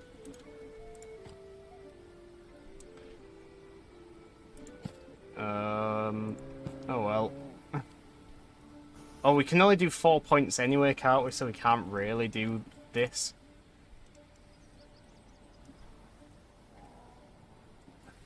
You know what? It's probably going to be a mistake, but I think we should demolish the granary. Because it's a little bit in the way here. I want this area to be the market now. Granary has been demolished, and it looks like... I think we might have lost all the food that was inside it, or it's been moved somewhere else. Like, teleported. I don't know where. It says we still have 16 food, so hopefully we actually do. Well, let's just build this granary again straight away. A very risky move doing that, possibly. I was a bit curious then, because it doesn't look entirely like you're not allowed to build this. Like, it's only orange, not really red or crossed out or anything. So I thought maybe the game's letting you build here, but just warning you that it's going to clip or something. But no, I don't think it is that. Right, granary. Where do we put the granary? Here, maybe? And then we have, like, a path cutting up through there, and then... possibly. Let's have a look at building a path here now, actually, first. We don't want that much curvature. Do we actually want to do that? That's a little bit too tightly packed, I think. Where do we want to build the granary? We could just build it, like, here next to the storehouse. Have that weird wedge gap in between them. Or maybe it'd fit in... No, it's a funny angle. I don't think it would fit in there. We could put it on this side here, maybe, and then have a path going there. But yeah, I think that could work.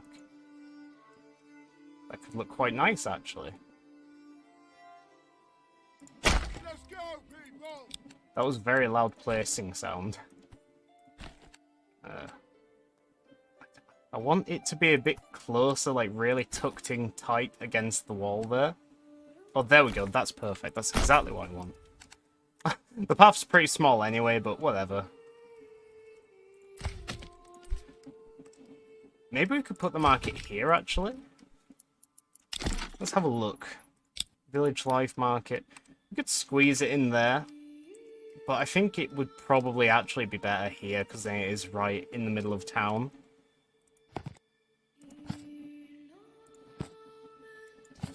There we go, so now we've got a market area set out here. Which is nice, maybe. And now we can actually build a path alongside here, possibly.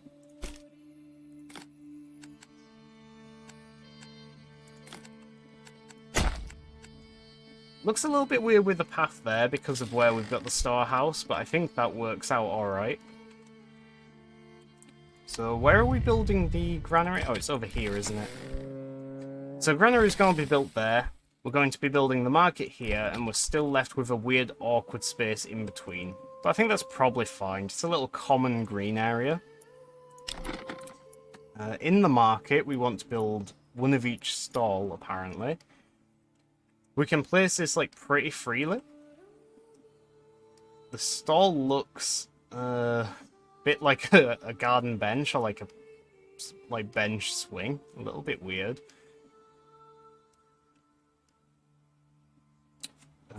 Sorry if you heard that notification then. That was just my phone. Where do we want to place this? Like, I assume they can just, like, walk freely around this, so we can, like, make our own little layout. In fact, can you build roads inside it? No, it doesn't look like you can. Connected to road network, yeah, we know that. Well, I guess we probably want the food stall, like, right on the edge here. Oh, you know what? What if we put them, like, all along this road, and then if we want to expand it, we can start building it behind. Because I like the idea of the food stall being right here near the fronts of, like, each house. Let's go, people! Oh, okay, that's a very strange looking path. It looks like it automatically generates them. Maybe it'll dynamically change as we place more within this area. A clothing stall. We don't even have any clothes to sell, but guess we need it. And then another one here. Let's get to work! Oh god, the paths are getting a little bit weird now. Get to work, lads! Not sure how I feel about that. We've accidentally made, like, a star here, or a pentagram, depending on how you look at it. Maybe it'll tidy itself up in a bit. We'll have to see. We are desperate for food here.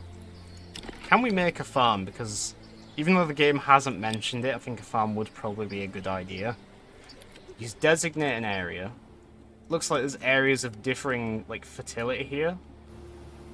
Underground water, enma fertility, flax fertility, barley fertility. I don't know what enma is. Crops including wheat, flax, and barley, but it doesn't have an icon for enma. I'm just wondering maybe an icon would give me an idea of what enma is meant to be. But it doesn't look like it's even in any of these lists. Barley seems to be like the safest option for me. Oh no, barley's... Oh, is enma wheat? I think enma must be wheat, because it's like the top of the list, right? Just me being dumb. Finally killed the bot. I banned it like before you even left, Hoy. But yes, I did. Where do we want to build this farmland? Like, all the way along here, maybe?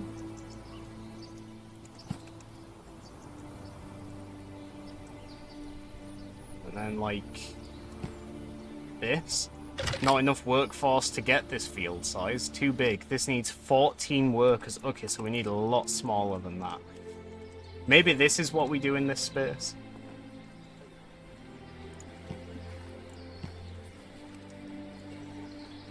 Max field workers free. Okay, yeah, this field works out fine. Nice. We actually found something to fill in that space. Great. Emma plant, Emma wheat. Okay, so it is wheat. Thank you for that, Hoy. It did sound familiar, because I think that's what it's called in Dawn of Man as well, which I was mentioning earlier.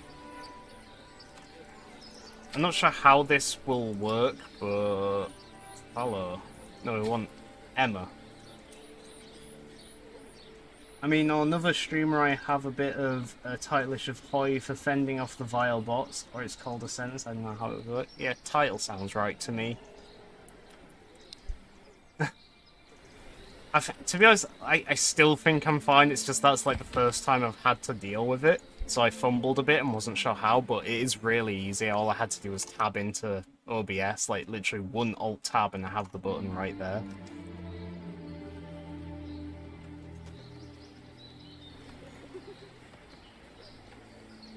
So, if I get bigger, Hoy, and I have like more people watching so I'm more susceptible to bots, then you're probably going to be the first person I consider modding, don't worry about it. It's just for the time being, I still don't think it's necessary. The only reason it took a while and I was confused then is because, like I say, that was the first time I've had to do it, so I had to actually find it. We have a long time to build all these things, 1,819 days. Have you made it so you literally can't say that sentence in the stream chat? Say what sentence? Oh, word for the message he said. I could do if I went onto MooBot or Auto Moderator, but I haven't done that yet, no. That is the first time we've seen that, mind you.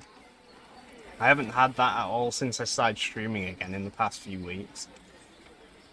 God, it has actually been like 3 weeks now, hasn't it? Because I remember I just missed a Sunday. The Sunday before was okay, and then the Sunday before that was amazing. So it has actually been 3 weeks since I started streaming again now.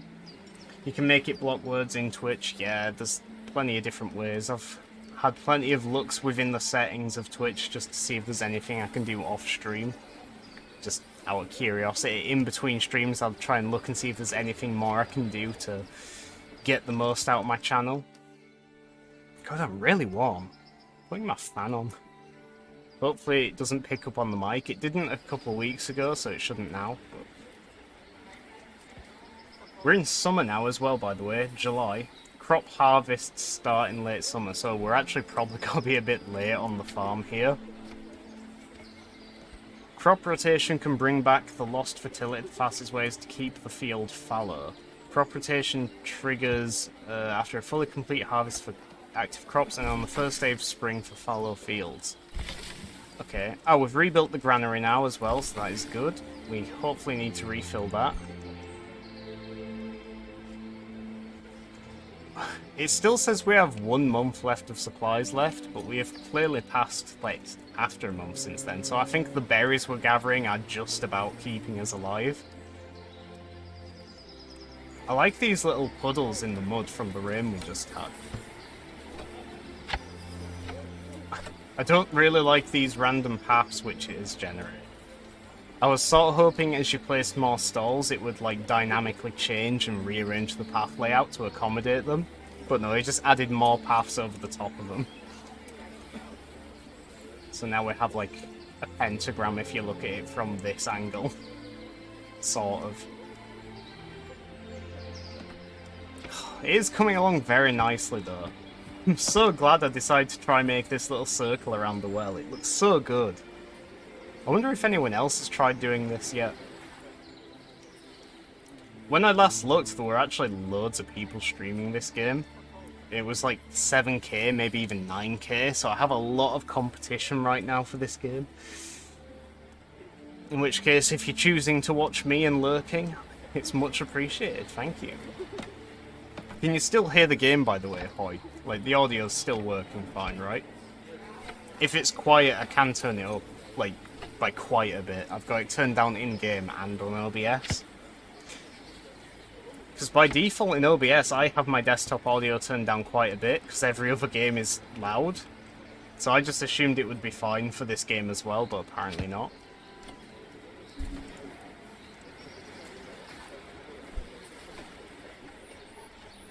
Audio is fine. Okay, that's great. Oh, you got to go again? That's fine. No worries, Hoy. Thanks for getting in that reply, though, just before you left. It's helpful to know. Is the food stall done here? Oh, it is. You can assign people to it as well.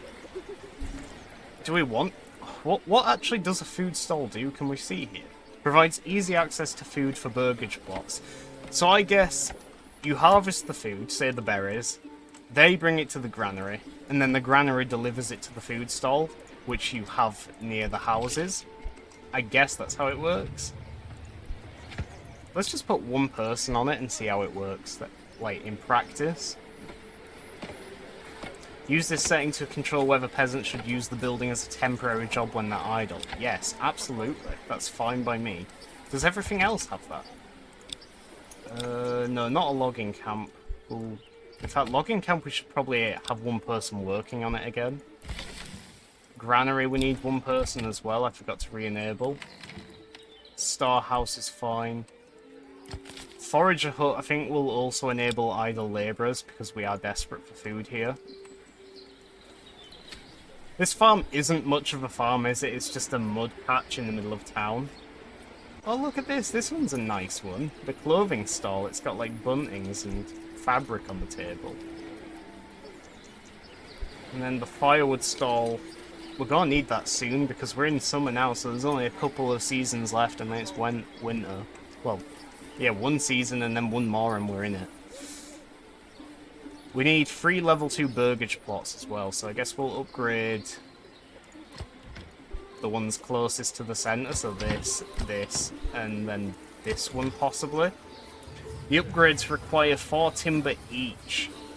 We only have 2 at the moment, so we need 12 timber. Oh, we can construct an extension here. What options do you have? Oh, look at this! You can actually build a garden like I wanted. I thought it was going to be automatic, like it fills in the gaps itself, but...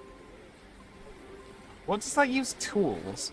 We only have one tool, apparently. I'm a bit hesitant to spend it on a vegetable garden here in case we need it for, like, another quest coming up soon. Just based on my intuition here, I'm guessing you get tools by, like, after you've got the iron mine. Like, maybe it's iron and timber, and then you start making tools. So we're not, like, that far away from getting our own tool generation up and running. But for the time being, I think it would just be safe to stick with the one we have. Yeah, and then once we have the tool generation of our own, like a nice income of tools, we'll start spending them on carrot patches. For now, though, let us focus once again on logging so that we can... does that mean that there isn't a job actually available, or a person actually available? I think it does, yeah, because these three are highlighted, so they're actually working in the forager hut. The storehouse, I'm going to put that on idle labourers and take the guy off it.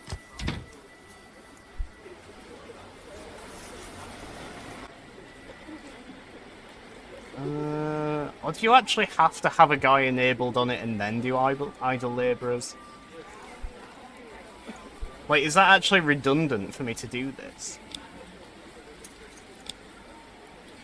I'm not sure. Set work area.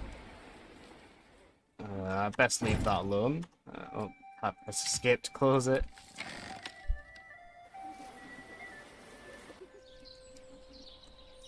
Do we put it on double speed? We are still on the edge of death here with 1 month of food remaining. But we also need timber so we can keep progressing. No farm building in the region. Oh, right, so we built a farm here, but we don't have a building associated with it, I guess. I did see that, yeah, there's a building here just called farm. That also uses a tool. See, I knew there was a good reason to hold on to the one tool we have, because now we can use it on this farm building. Instead of having just one person get a monopoly on carrots, we can actually have the whole village working on this communal farm. I'm quite surprised, because it said 3 people can work this farmland. But it's like really just tiny and squeezed in a bit of a gap we had left over. Pantry limit reached? Build more granaries. Really? And then it's focusing on the logging camp for some reason. 0 out of 500 on the pantry storage here in the granary, so I'm not sure what that's about.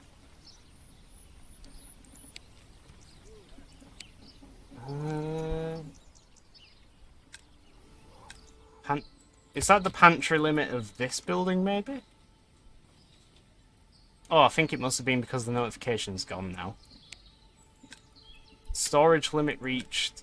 Build more storehouses or employ more storehouse workers. Oh, that's because we turned that off. Right, let's just keep that on then. That's clearly important.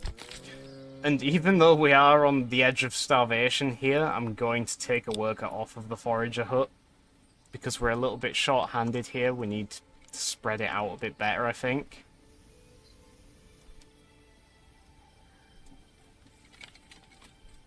I feel it's also important to clarify for anyone watching, as I said at the beginning, as this is the demo, there actually isn't a save and load feature yet, so what we are playing right now, we will have to play in one solid session, because as soon as we quit, we will lose this entire save.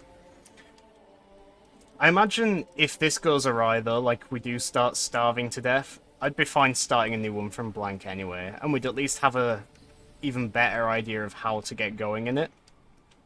I would miss my little roundabout here. I think I'd want to try and do the same thing again, just because it looks so nice.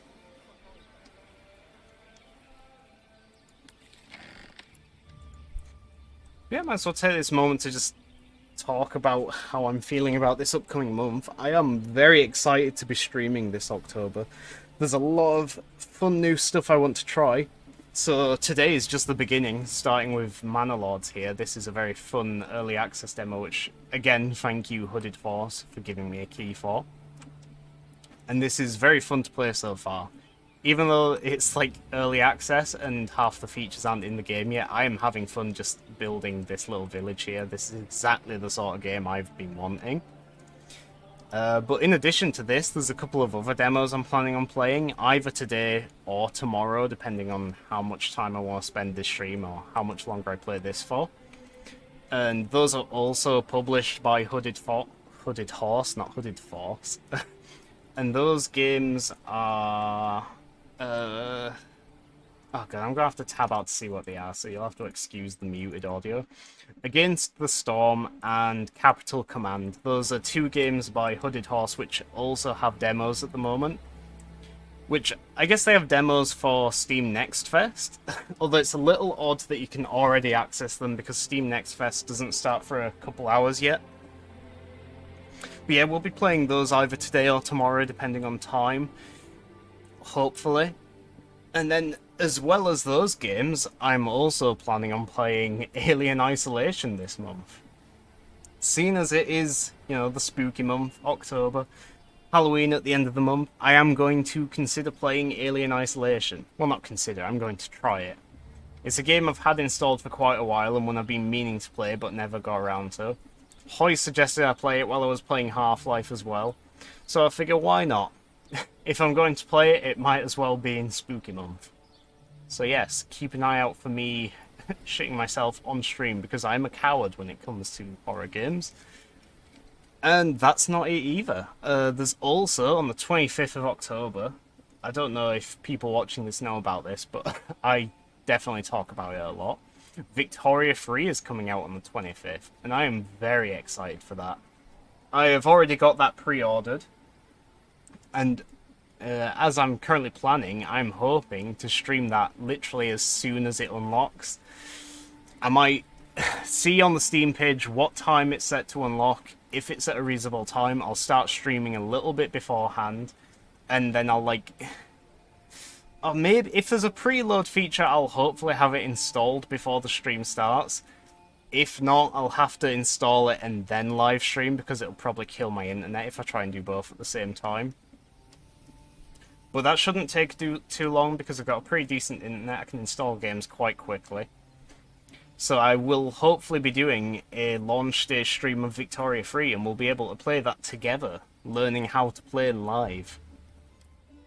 I don't want to spoil which country I'm thinking of playing at the moment. I've got a couple in mind, and I keep bouncing between the two, which one I prefer. Nothing concrete yet, so I can't really spoil it anyway, because I haven't decided myself. But yeah, definitely tune in on 25th, that should be a really good one. Very much looking forward to that. Yeah, very good month, very exciting month for streaming for me, I think. Looking forward to getting all these games on Twitch for you guys to watch. Should be a laugh. But for now, I guess let's just focus back on Manor Lords. We've got it playing in the background. We still haven't died of starvation, surprisingly. However, it is only July. I just realised the month hasn't even passed yet. So maybe the danger is very real. I was thinking we're getting by, just enough. Each month it's saying we have one left, then we get enough food, then we eat it straight away and repeat. But maybe we are actually going to starve to death in a month. We've got 18 berries. That number is going up. But we do have 15 villagers now. We started with 5, so maybe that's why it is still only 1 month left.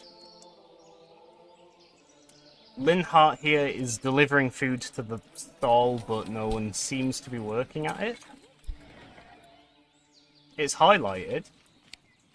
Oh, Linhart is bringing his own food. Okay, that makes sense.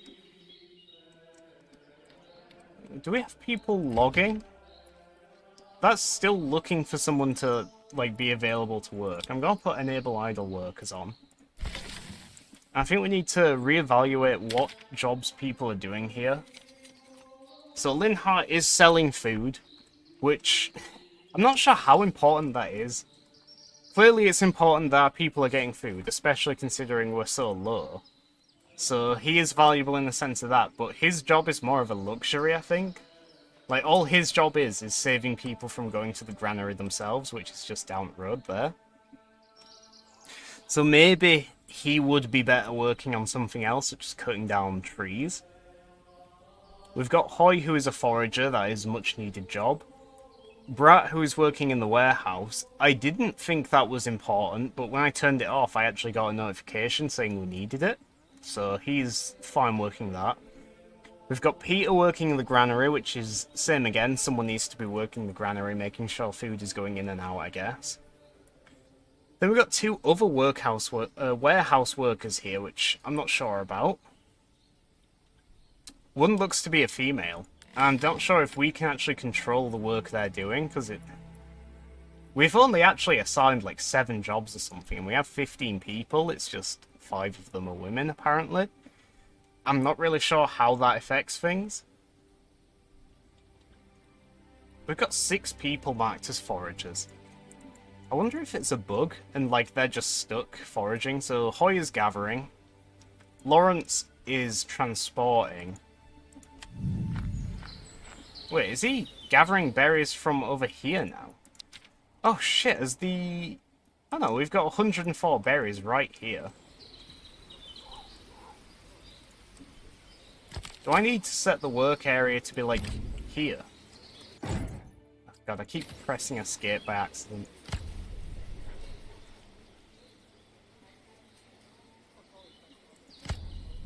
Maybe unlimited is just better, because then they can go there or there, but I'm not sure why they're going all the way over here to get berries. Unless I, like, built over the berry trees. Hovered over Hoy, then. I think he's, like, in these bushes somewhere. Oh, there he is. I don't understand why... Oh, yeah, look, as well. Katrina. She is also going over there. And so is Anna. Why are they going all the way over there to get berries when there's some right behind the forager hut? I don't know where the actual berry bushes themselves are, or if there's even a model for them. But it says there's 104 berries right here. Maybe it is a pathfinding thing and I can just tell them to work here. Oh, there's a berry bush there. Maybe that'll help, because it should be a lot quicker to gather berries from that bush and then just bring them back to the hut here. Lawrence is just about getting back to his hut here, only for someone to then take them straight away and go all the way back down the road again. So it is a very inefficient path right now. Right, what else have we got here? We've got pantry limit reached in the food stall. Well, that's a good thing, surely.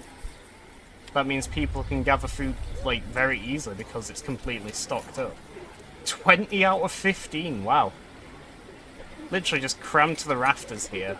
Absolutely packed with food, which no one apparently wants, but everyone needs. Hand guy was procrastinating a second ago, but now he is... What? Damn it. Going inside? Oh, that is a point. I suppose people can't work 24/7. Work area empty, no more resources to gather. But it says 104. Is it because it's a seasonal resource? Like, no, come on, we're in... Well, we're in August now, but that's still summer, so... It says there's less berries over here as well. It says there's only 60. But are these bushes all the berry bushes, I wonder? In which case, we've built the forager hut, like, as far away as possible from the actual... Oh yeah, look at them all highlighting. Let's just get rid of the work area then, because they were going there already. And I guess we want to demolish this then, because we want to build it much closer to that source of berries. I'll leave the path there for now, just because it's fine. It actually does sort of look cool how it leads to a clearing. And maybe they'll still go there anyway. But I guess instead let us rebuild the... Is it... It's not farming, is it? Is it gathering? Yeah, forager hut. We don't really want to uproot any trees, so let's just try and build it here. Or can we get it in the clearing? No, not really. I wonder why that's highlighted orange. Is it just say you can't build on top of it because there's an iron deposit here? gonna put it right here. Come on, people. Get to work. Hey, your internet's back. Hi, congrats. So happy to hear that. Right, let's build this here and then do that and then add a bit more of a curve to it maybe.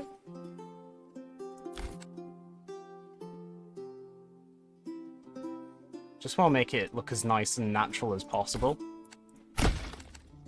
That'll do it for me. Right. I don't know if you caught this, Hoy, because you've just got back or anything, but it turns out that our, like, berry gatherers, even though the bush, like, the gathering hut was built right here on top of this source of berries, they were going all the way across the village, all the way through here, into the forest, and getting them from this source instead. So what I've just done is demolished the old berry hut and rebuilt it much closer to the source they seem to prefer. Hopefully they build this really quickly because that is our only source of food at the moment. And it does look like we are living month to month here and just about getting by because it did turn from July to August and it still says 1 month left. We have 23 berries. I swear that number doesn't go down, it's only going up, so I wonder if they can't actually eat the berries. Food, 1 month. Apparently 5 bread and 23 berries equates to 1 month of food. It was only 1 month of food as well when it was like 5 bread and 8 berries, so I'm not sure if the berries are... Do you think they need to be processed first or something? Like maybe uses higher quality food first? No, because surely it'd be like additive, so it'd include both berries and bread, regardless of which it uses first. I'm wondering if maybe they can't just eat the berries as they are for sustenance, like maybe they need to process them into jelly or wine or something. Hunting camp. Hunt wild animals in the region. Wild animals? I haven't seen an icon for those. Oh look, there's loads of wild animals over here. Outside of our region, so we can't hunt them. I guess we do just have to focus on berries and farming. How much wood did we need to build the farmhouse again? It was 4, and we have 2 at the moment. One guy currently chopping down trees. Where is he? Let's have a look.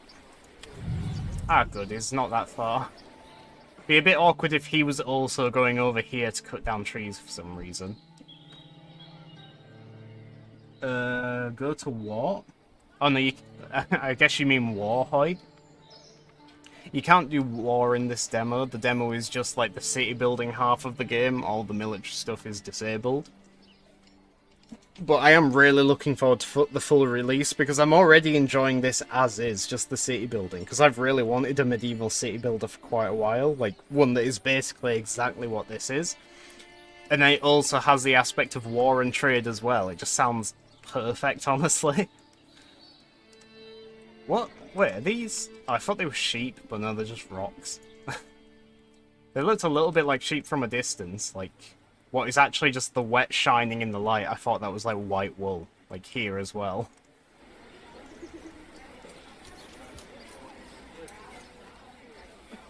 I still need to play Fire and Maneuver, the armchair historian game. I'm not sure what that is. I've never heard of that. And what is, like, the armchair historian game is, like, the definitive game for armchair historians. But yeah, I've not heard of it. Forage hut is under construction, which is good. Looks like there's quite a few people working on it as well, because there were a few people working in the old one, so they're quick to replace their old workplace. It's about a third complete-ish. Let's put it on double speed. Well, 4 times speed, I guess. Oh, look at Bessie go. She loves dragging those logs. She's good at it as well. Straight through the trees. That doesn't bother old Bessie. Oh, just look at this. In fact, you know what? What we haven't done yet? Let's go in visit mode. Oh, here we are. Look at this, Hoy. I don't think you were here at the start when I first did this, but now it's actually meaningful because we have somewhere to walk around. Look at this. Can we actually go inside the garden? Oh, we can. Can we go use their toilet? Wait, no way. The door just opened. Oh, no. Oh, you know what it is? I bet it's like an automatic, like bit of code, so whenever a person walks near the door, it on. Oh no. I don't know then. Where is the bog? Is it round here? Oh, it isn't it, because it's the one like next to Ginnell. 15th of July, early access, and already free DLCs. What's that? Oh, is that the game we're talking about? Oh, look at that. What more could you want from a game than this? This is... Oh, tape going straight through the back. Just ignore that. That's because we did a little bit of a pirouette. But I am loving this. Let's just walk through the fence. Can't bother going all the way around. This is so good. The fact you can just like walk around your own little village and see what it's like at ground level. I wonder if they're going to add like interactions in the future so it's not just a walk around thing. Like it's a thing where you can actually go here and... Or maybe you could like talk to the guy and ask if he has any problems, or you could get like a special like quick side quest which you can do like while in this mode, like just to fetch a basket of fruit or something. Be a bit pointless, but it could be fun. This is honestly so good. Hold court. Yeah, no, I'll hold court inside the bog. I'll do it in there. Oh look, they've got a little like back garden escape here so they can get to the granary quicker. I like that the granary is like elevated as well, so like I guess rodents and stuff can't get inside it easily. That's cool. Probably modelled after like real life stuff. England court moment. Yeah, that is the English court. It's interesting. It did say this is a work in progress, so I guess the game is a bit confused on how to render the level of detail. Like maybe it's thinking we're zoomed out or something. Oh, we get to see Bessie up close. There you go, old girl. How's it going? Pulling the log, doing a fine job. I love... Oh, yes, I'm talking about you. Turned around. Oh, he's gonna have a go at me now, because I'm... Okay, he just ran away. Do you know the devs, or just follow the game? No, I just follow the game. Yeah, I just follow the game. I followed it for a little while. Followed it on Twitter. I knew that they were doing the demo for Steam NextFest, which begins in a couple of hours. And then late last night, I saw that the publisher, Hooded Horse, they were doing a thing where they were giving content creators, like, early demo keys. So I just, I decided to shoot my shot, sent a message asking if I qualify, and the lovely people at Hooded Horse agreed, I guess. They said they like to support small streamers, and that's definitely me, so... You content creator, I know. I'm there, I've made it, lads. Right, I think we're done walking around now. We've had a good enough view of the village. That was fun, though, I liked that. Yeah, I was very pleased to get that reply. I wasn't even sure if I was going to get a reply because I'm that small of a streamer, but it's nice to know that they are supporting streamers like me, of my size. I don't really know what we can do in the game at the moment. We have to just wait for more food. We want to upgrade the burgage plots, but that's going to cost a total of 12 timber. We can do 1 at the moment. We also want to spend timber on... The audio's, like, fluctuating a bit there. Don't know if you noticed that. Yeah, we also want to spend timber on a farm here. Whoa, that is very big. Well... This is going to be a little bit weird, because this farm, the only actual farm land it's going to have is this tiny plot in the middle of town. But I guess we can just put it here. Oh, I forgot we were going to build the church here, weren't we? We were going to, like, have the church so, like, the entrance was right here. I guess we'll have to put it where I'm hovering this over right now, and then the farm instead can go here or something. Oh, actually, you know what? Here looks good, and then it looks like it's leading to the Ginnell. Whether or not it actually does work like that, it still looks good, I think. It's going to take our only tool, so I'm still hesitant about this, but if it means we can start getting food from farms, it's probably worth it. My only concern is that it's August, so we won't actually be getting food from farms straight away. But yeah, let's hold off for now because we're not going to see the benefits. It'll be a long-term investment, and I don't think that's an investment we can really afford right now. You're gonna play League of Lagoons. Okay, have fun, Hoy. What was I going to do instead? Oh yes, upgrade one of these burgage plots. Upgrade to leave 2. It's just a typo. I have typos all the time when I type. Still, at least when I make typos, I was going to say, at least when he's made a typo, he's got a full game with it. I don't make a full game. My typos are just for messages, and I don't even bother to fix them. But I'm a little bit concerned, not concerned, but surprised that this is sort of greyed out here. Like, are we allowed to upgrade? We have 4 timber.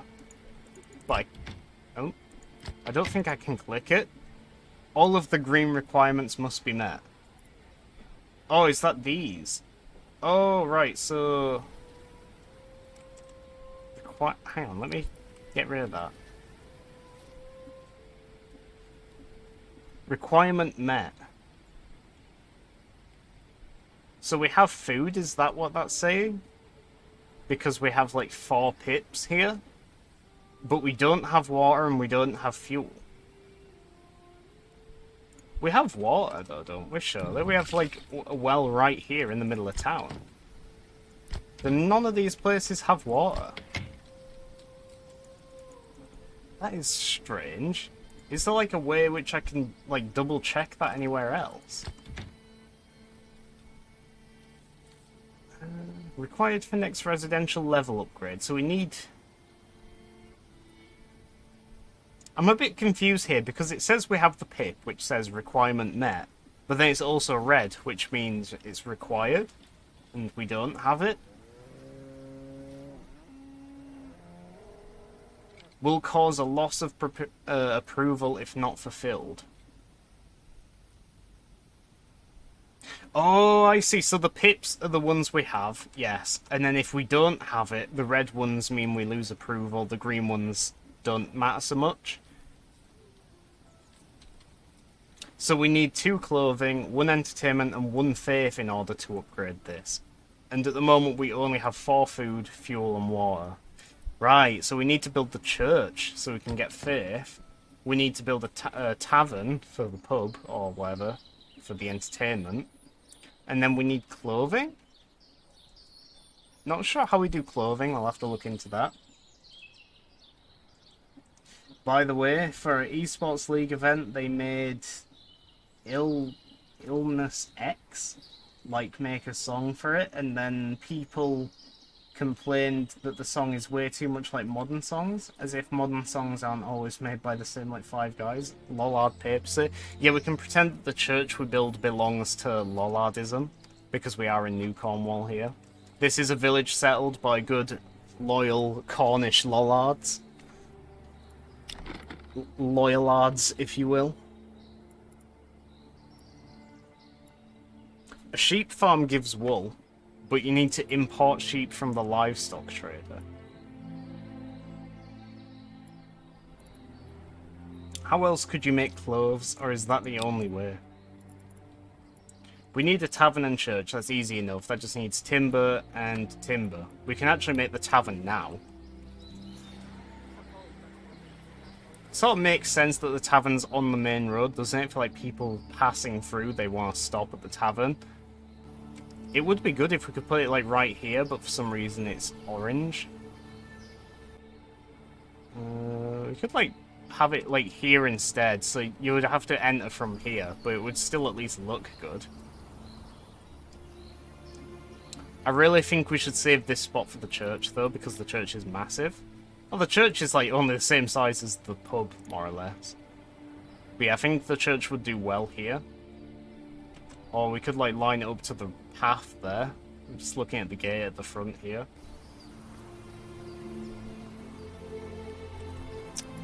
Yeah, where are we building the tavern though? Because that is the one we can afford right now. Oh, look at that. That would totally fit there. It's like just shy of fitting. Or is it because of the uprooted trees, I wonder? Nah, because it's still white here, even though it says like uprooted trees 10. I guess that just means it's like deleting the trees and it's warning you because you need the trees for wood. So it'd just be a waste if you overwrit them like that.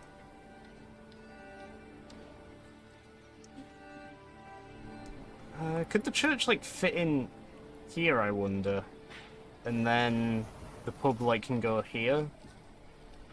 It's a shame because I want it lined up with the path, so like the entrance, like here, like just look at that, the gate is perfectly lined up with the path there.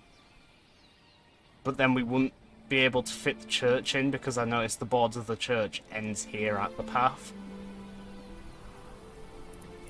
What about on the corner here for the church?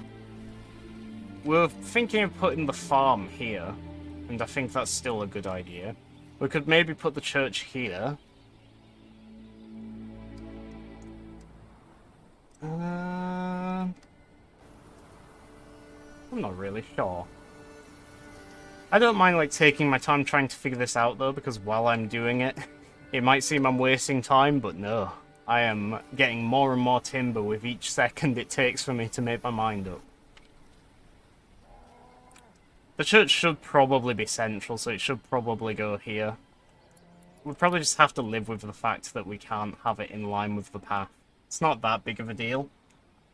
I'm gonna go when League's loaded, somewhat of an okay matchup. Yeah, that's fine, Hoy. Or we could just, like, pretend that the pub was here first and, like, build it over here or something for travellers. No, it's a little bit too far away from the main village. They want to go there for a pint at the end of the day, don't they?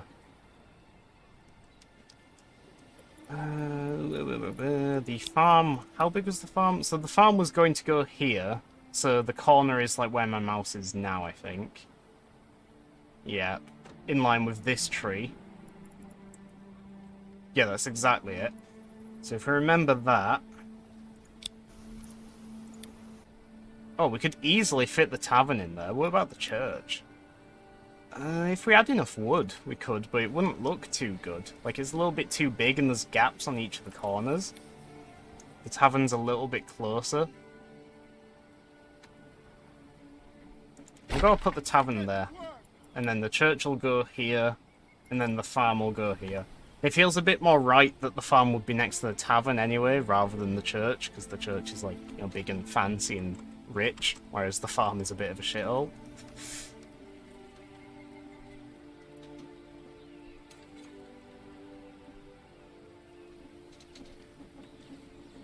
Katerina is apparently getting food supplies from the market. That's fine. Oh, look at that. We have run out of food. Apparently we have not enough food like to survive another month. We're going to run out. I wonder if this has like fixed the thing, by the way, with the foraging. Are they still going over here? Because now we actually want them to go over here. Oh god, we forgot to assign the people to it. Jesus. No wonder we're running out of food. Alright, see you, Hoyt. We're in autumn now.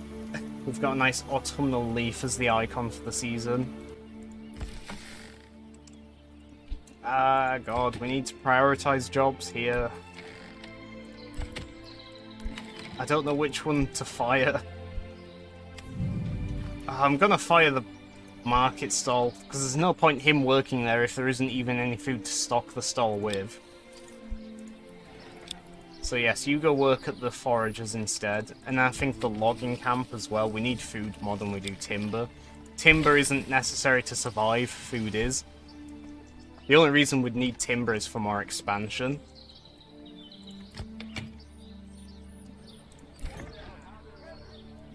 And so, yeah, we've got 3 people working in the forager hut. Maybe up that to 4. Yeah, and just leave the 4th slot on, like, enable idle labourers, so... Oh, no, because then... we need someone to be building the tavern. Oh god, this is a little bit hard to manage.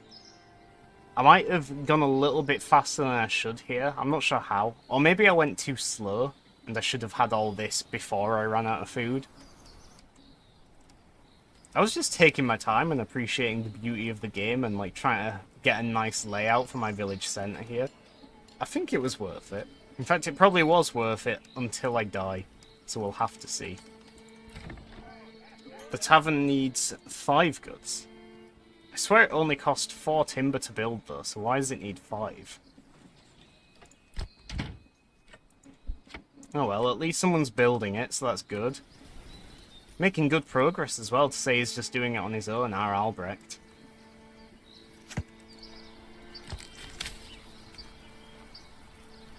The forager hut does have 3 people working to it now. Oh, and look, they are going to this nearby patch, so it should be a bit more efficient now.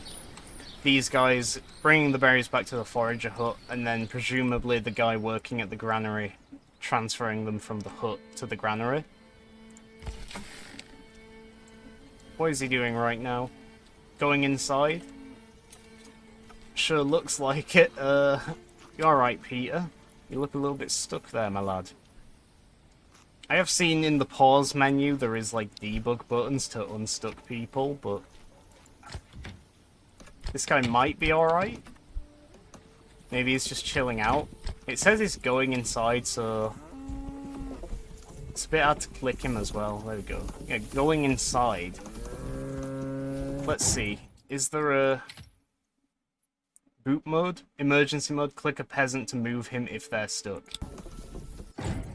Yes. Right. How do I do that? Oh god. Boot mode. Oh, there we go. Oh, that's perfect. That's...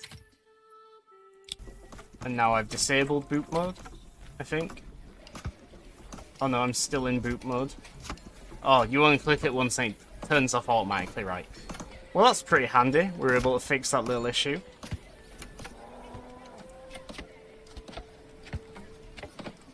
Tavern's coming along nicely. A few more people working on it than I would have expected, considering we're on the edge of a food crisis. But apparently, all 3 of these guys are working fine.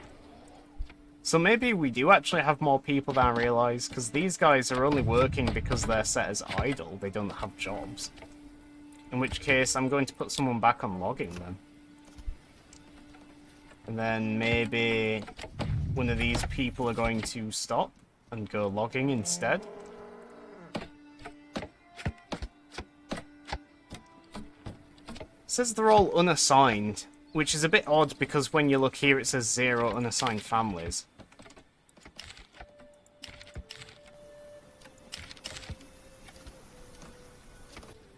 Granary worker, forager, granary worker. Well, we should only have one granary worker.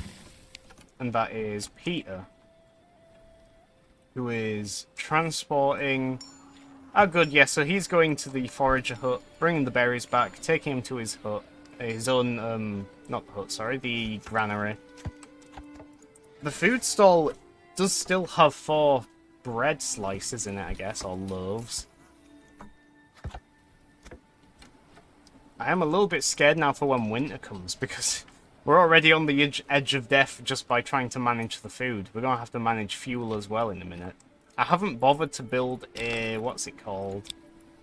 A woodcutter lodge, which gives firewood, because I assumed would be fine with what the game started us with, 20 firewood. But maybe... Yeah, it says we're good for 3 months, which is exactly enough to survive the winter. That's just made me think, though, maybe we don't want to upgrade the burgage plots, because as soon as we do that, there's going to be room for more people, so more people will join. And if there's more people joining the village, that's more hungry mouths to feed, which we can't feed. Oh look, these guys have all stopped construction because there wasn't another log here, but it's about to arrive. Courtesy of Anna.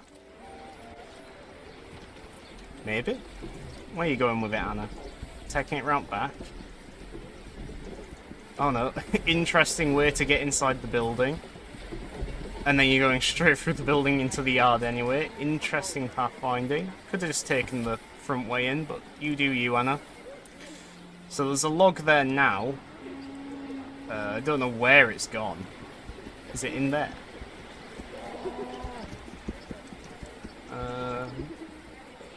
Well, the log is here somewhere, I think. It's got 3 out of 5 good, so it is waiting for 2 more logs still.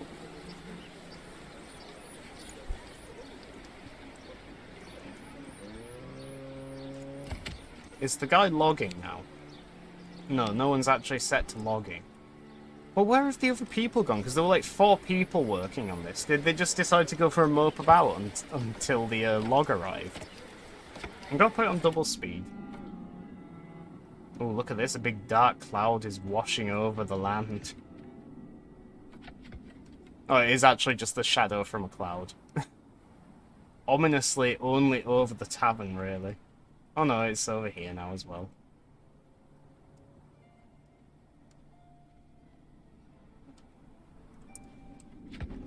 Tavern's only halfway done. Ugh. Well, there isn't really anything for us to do now. We just have to keep waiting and... Oh, look, the food's gone up. 2 months now. So it was definitely a good idea to move the forager hut close by here. Good decision was made on my part there. I'm tempted to put us on 16 times speed, because we need the tavern to be done. We need more timber, we need more food. All we have to do is wait, really. Very interesting design here, very tall roof. I'm just going to put it on 16 times until they finish building the tavern. Which hopefully shouldn't be much longer. Yeah, that was the last log, so all they have to do now is actually build it, I guess. Nearly done. Oh, look at that, beautiful. Hey, tavern's done. They've got some nice benches out front as well. Look at that, perfect. Our little village is coming along nicely. We've still got 2 months of supplies left. The fuel is 3 months still, that's fine. I thought it went down again.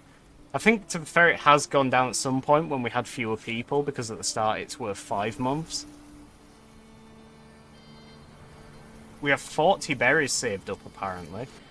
I'm going to put someone back inside the food stall and enable idle workers.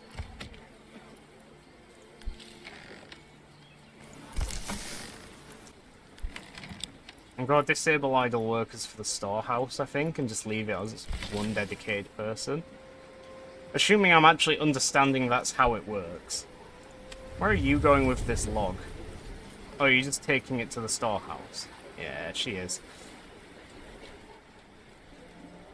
Right, so the next thing we need to make is the church, I believe, which costs... Is it 6 timber? 8 timber. So we're halfway there. Just more waiting again, that's fine.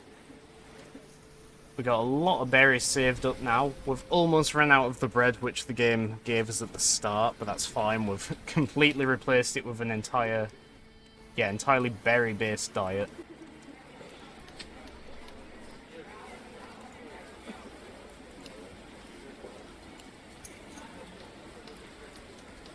Crop rotation can bring back the lost fertility.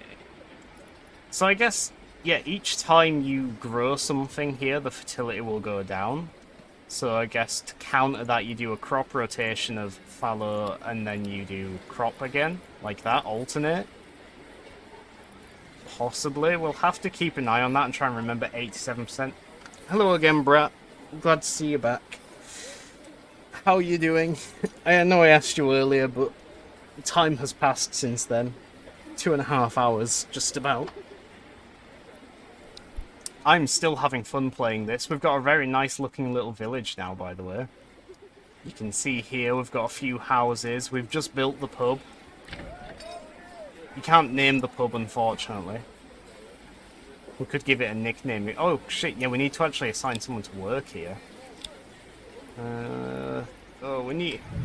Bit of a conundrum, really, because we need more people to man these jobs. But we can't have more people because we'll run out of food. And especially now, if we get more people as we're heading into winter, we probably wouldn't even have enough fuel to survive the first winter. Sometimes the audio's a little bit weird depending on where you have the camera. I think I can hear a little bit of music. Oh, that's a part. I'm turning the music up a little bit because I can barely hear it anymore. There we go. Spent the last 2.5 hours talking with my dad about what we'll do when we fly to London next year. Oh, you're going on like a holiday? Or is it a business trip? But that's, yeah, that's nice. Are you just doing anything specific, or is it just a, yeah, trip off? I've only been to London once and I was very young, so I'm afraid I can't, like, recommend anything to you. To be fair, even if you came to, like, Leeds, where I live now in the north, I still won't be able to recommend anything to you. And that's not for a lack of things to do in Leeds, that's just for a lack of me knowing what there is to do. There's a couple of, like, decent museums here, but beyond that, I'm a bit lost.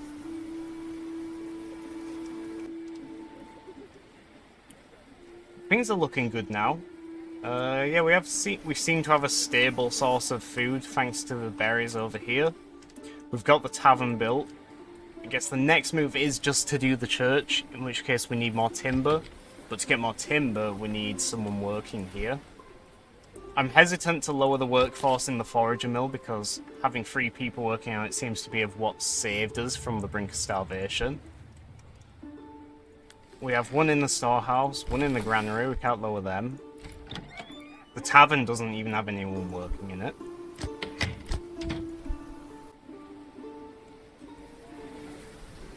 I wonder if these berries are going to, like, regenerate. Because there aren't any bushes here anymore, even though it says there's 104 berries. It'd be nice if they did, because then we could basically just alternate between these 2 patches. Oh, look at that. Oh, we are actually eating all the berries here. 11 berries left. Oh, bugger. Oh, that is really worrying. Well, awkward thing about that is, it didn't actually let us harvest from here, so even though this says there's 104, and it would imply that it is, like, totally full, because it's solid purple, as opposed to what's left here, it didn't say there was any berries to actually harvest from. If we go to look at the work area, there's 1 berry bush highlighted, and when I set the work area to this, it said they couldn't find anything. And I don't see any other little berry bushes highlighted. And you can compare that to over here where there's all these different ones. It actually says as well, look, berries times 10. Over here it doesn't even have the little overlay. I did want to go to Star Wars Celebration for 4 days in April, and my dad was like, okay, let's do that, but let's also do a bit of vacation in London and the wider southern UK. So now we're going for 10 days total. Well, that's nice. Your talk about berries makes me want to play Timberborn again. Timberborn is a game I've considered getting and playing a couple times. I've kept it on my wish list, and I keep my wish list ranked in order of the games I want, like, and would be, like, willing to buy. So when I have a bit of money and I decide I want to buy a new game, I can just go to the wish list and it's already organised. And I always scroll through it anyway, but I almost always just realise, yeah, by the time I reach the bottom, I don't want any of these games right now anyway. But yeah, Timberborn is on my wish list. It's about halfway down. I'd get it if it was a bit cheaper, but right now I don't want to spend that much money on it, because I don't see myself playing it for that long. I definitely enjoy it for, like, the first couple days, but I don't think I'd play it much after that. It's a really fun game. I watched someone else play it, and that's why it's on my wish list, because it did look really fun. I loved, like, the water management and all the different layers and, like, building dams and, like, the way you, like, build buildings on top of each other and stuff. It looked really cool. Personally, I usually play it for 60 or so hours whenever they do an update. Wow, okay, that's a lot more, like, game time than I would have expected from that. Maybe I do need to give it a fair chance then. I could always just refund it if I don't like it. And then if I do like it, I'll probably be playing more than the 3 hours anyway before you can't refund. What are these people doing? Are they... Task grab bucket. She's on idle time, apparently. Is that because... No, that's not idle. That's not idle. I don't know what job she is fulfilling then on idle time. Because the only idle jobs we have set are logging, hub. Market stall? Yeah, the market stall. Oh, I bet it's the market stall then. She's carrying some berries from the forager hut and maybe taking them to market. Possibly. I absolutely love every game with water simulation. Oh, I have almost 600 hours in it and most of that is water simulation. Yeah, I really like games with water simulation as well. It's just fun to play around with, isn't it? I think that's a big part of why City Skylines is also...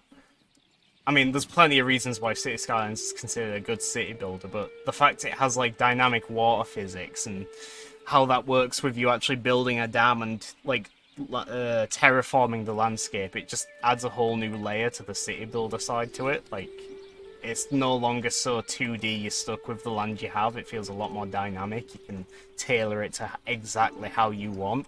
Like, you can make entirely, like, artificial man-made islands and do, like, a whole, like, New York type thing. Yeah, water physics is cool, very fun. We had a trader apparently just rock into town. I'm interested to see that he's actually using my path as well. I thought maybe they just stick to the default King's Road, but no, he's actually using my path. Very cool.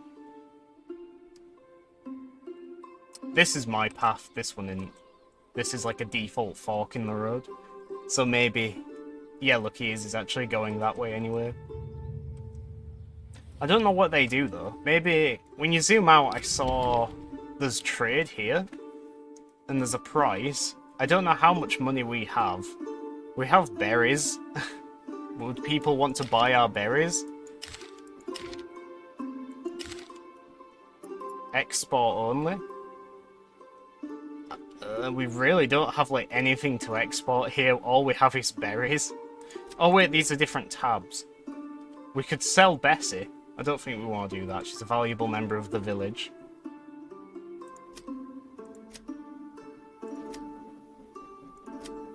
We don't have anything. We have a tiny bit of timber which we need. We're saving up. A little bit stuck actually. I want to import food so that we don't have to worry so much about starving to death in the coming winter. And if we're not worrying so much about starving to death, we can focus on other things like chopping down trees and building a church. But, yeah, oh god, we've run out of berries. Oh god, we're gonna starve to death. This could be the end of New Cornwall.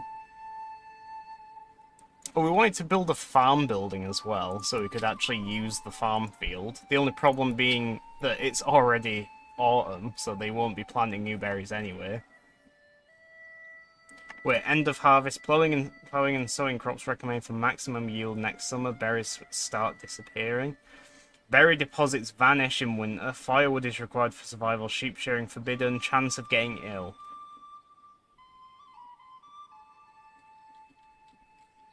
Wait, so should we be plowing and sowing the fields now?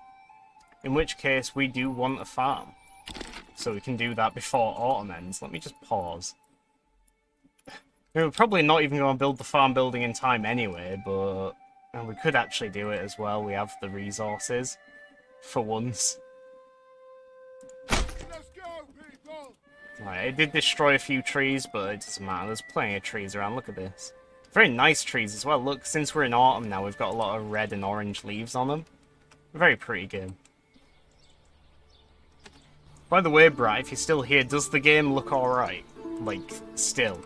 I've just been assuming it's fine because it's been on and off a bit with, like, Hoy coming and going. He said everything was fine while he was here, but maybe the game's, like, crustified in the minutes he's been gone. Also, the audio. Can you hear the audio in the game? Because I had a weird thing where he couldn't hear anything. I just want to make sure everything's working out fine.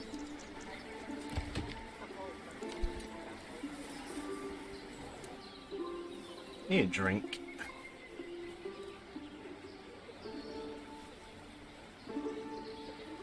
We have positive approval. Entirely because of food variety on the marketplace. Which is only because we've been gathering berries and we started out with bread. So that food variety is absolutely only because the game gave us bread at the start. Oh dear. I think the only thing I'm doing right, really, is the aesthetic side of this. I think I've made a very pretty looking village, aside from the weird paths here, which aren't my fault. I still absolutely love this little town square we made. Well, it's not a square, is it? In fact, it's far from it. It's a circle. But, like, town centre we've made revolving around the well. It didn't work as well as I imagined. Like, we only managed to fit 4 buildings outside of it, and then the rest was a little bit awkward. In fact, even they were a bit awkward to fit. But it looks so good. It's just...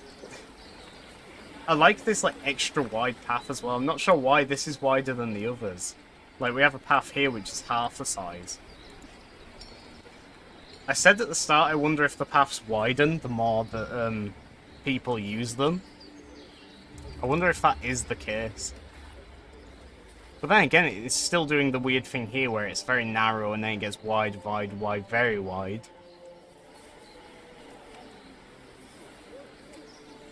Maybe it's just to do with what buildings are attached to the path. No one working at the pub. No one working at the logging camp. There's probably no point keeping 3 people in the forager's hut since the berries are all gone. I'll keep 1 person just in case he's able to, like, find berries somewhere. Maybe now that the forager hut that I built here is out of the way, they can actually access the invisible berries that apparently are here, but I can't see.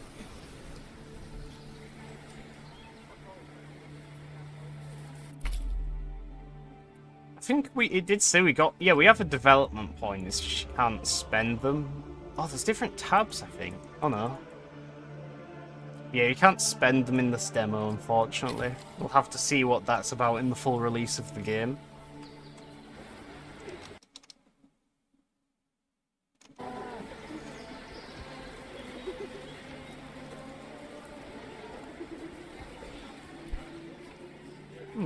I guess I'll just put it on 4 times speed. Maybe some of these jobs will fill it. Aye, there we go. We've got someone working at the tavern now. Though they don't have anything to serve. We still don't have anyone working at the logging camp. I'm going to dismiss the person at the food stall because it doesn't matter. I'd rather have people cutting down trees, which we've run out of. I don't think they're going to build this farm in time.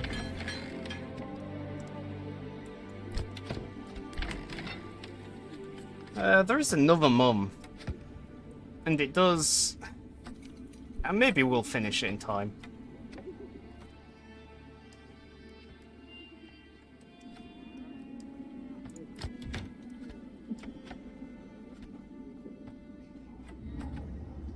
We only have 3 levels of food now, I just noticed. Before we had 4 pips in the food row, now it's down to 3. It's a little bit of a omen, I think. A bad portent of things to come. Says we've got 2 months of food left. Are we actually going to starve then? Because the berries are all gone. We don't have a farm. Work area empty yet? Okay, yeah, so there isn't a single place to get berries from in the entire region, because that's set to unlimited. Despite the fact that you're meant to start with 104 berries here. Oh god, I bet I know what happened here. I bet when I first, like, tried placing the forager huts, and it was doing the weird, like, double and triple clicking thing, I bet I accidentally uprooted all the berry bushes. So I sabotaged my own game. I, like, got rid of more than half of the food supply. We're gonna starve to death. There's, like, nothing we can do, because there's no berries to be had, and that was our only source of food. We only have 2 months of food left, and that is not enough to do us until January, when the... not even January, winter's until February. Oh, good god. So, I was worrying about the fact you're not able to save, so we'd probably lose any progress we made today. But I don't think that's going to matter, because it looks like we're probably going to game over anyway. Though I will say, I was planning on doing the 2 other demos for Hooded Horses other games, which have demos at the moment, tomorrow. I think I might do a second run of this tomorrow, and then also do the demos. But it's a shame that we're on like on course to our deaths here. There's not really anything else I can do, I don't think. We can't kill Bessie, as far as I know. Poor Bessie. She's not done us any wrong the entire time she's been here. She's carried out her jobs dutifully. And now she's going to starve to death because I was an inadequate ruler. An inadequate manor lord, if you will. At least I built the pub. I'll go down in history of having succeeded in building a pub. Nothing more, nothing less. Didn't even manage to build a farm. There's still time. It's still October. But even if they build the farm and they start sowing the seeds, it's not like they're going to harvest them in 2 months. These won't be harvested until, when is it, summer? Yeah, crop harvests start in late summer. Well, that's a shame. I'm going to put it on 4 times speed and just, I guess, wait. If the farm finishes construction, I'll see what I can do with it. But if I can't do anything, I'll just put it on 16 times speed to see if I do die. Maybe you don't, like, guaranteed die if you run out of supplies. Like, sure, a lot of people are probably going to starve to death. A few might even freeze to death because apparently we don't even have enough fuel now. I'm not sure how that's happened. We have the same amount of people, we have the same amount of fuel, and yet we now have 2 months rather than 3. Interesting development. Still building the farm. Does it... Oh, I keep accidentally clicking the people when I want to click the building. It's got all the wood it needs, so it is just waiting for construction. Looks like it's about to finish anyway. But it's on normal speed again. I wonder if when you click people like this, it automatically changes to normal. I was going to put it back on normal speed anyway, because I want to see what you can actually do with a farm building once it's built.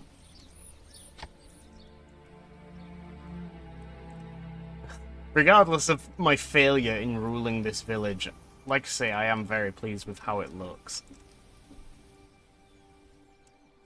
This just absolutely does not look like a farm, though. This little mud patch. This just looks like where we've had, like, pigs or something wallowing in mud.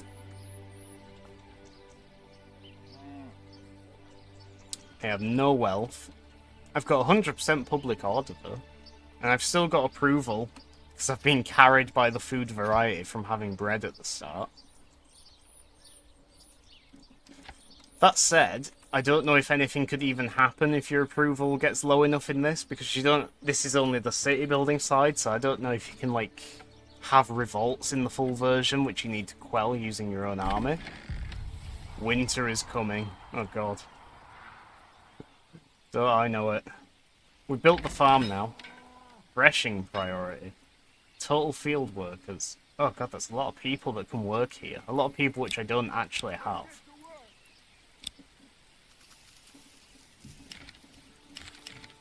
Let's leave that on medium, but yeah, I don't think there's anything I can do with that, so I'm just going to stick it on 16 times speed. And we can watch the slow, painful death of New Cornwall unfold. Right before our eyes. Pantry limit reached, apparently. Low on supplies, here we go, 1 month left. The end is near.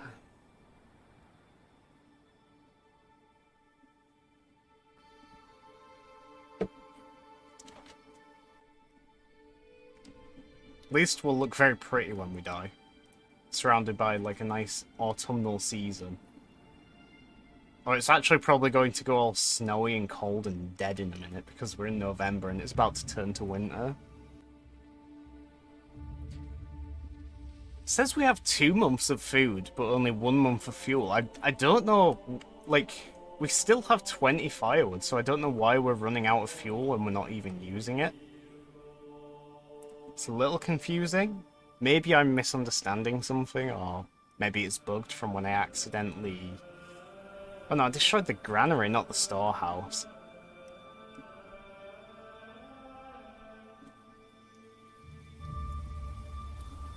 We're eating through the food now as well. The berries are going down. It says 18 food, but we have 29 berries, so...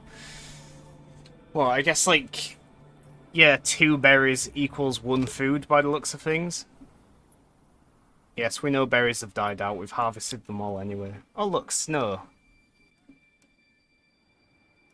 Oh, it is December now. Low on supplies, I know. We got 1 month for food, 1 month for fuel. Oh, look at the snow build up. So pretty.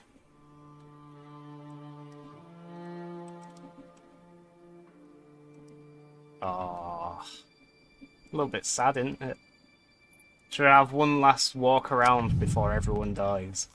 Look at me in my luxurious red outfit. Perfectly healthy. I'm going to look at all the dying peasants. Looks like there's black ice all over paths as well. Probably gonna slip over and break our neck in a minute. If the food don't get you, if the starvation doesn't get you, the cold will. If the cold don't get you, you'll probably slip and break your neck anyway. Oh look, there's some food here. I guess this is like the entire village's supply of food. I'm just going to walk up to it and like piss in the basket. Oh, Bessie's hungry. Can't do aught about it, old girl. You're going to have to starve to death like the rest of us. Regrettably. Oh my god, I just thought maybe if I press shift it'll like do a slight run, but yeah, it does. You can actually go for like a little jog around your village. This is such a good feature though, it's such a good idea. The closest thing I can think of is like how in City Skylines you can set the camera to like zoom right in and follow a car. But even then you don't like actually control it. I think maybe in a Sim City game, I can't remember which one, I seem to remember being able to control a sim like around your city. Maybe as the mayor, I'm not sure. Is this the pub? No, this is the farm, isn't it? The pub's over here. I wonder as well, does time actually count as passing while you're in this mode? Like, I'm walking... Oh, wait, I thought this was like the actual tavern building, but it's just like where you park your carts, I guess. Can't zoom in, unfortunately. So I can't stop the camera from clipping through the buildings. There's not much to see anyway, they're just empty at the moment. They might add stuff later on the full release. You won easily, congrats Hoy. I'm just waiting for my village to die out because we've run out of food, and somehow we've also run out of fuel. Like, even before the winter started, it said we had, like, no fuel left, even though we had the same amount of people and the same amount of firewood. So I'm just taking one last look around my beautiful little village before everyone dies.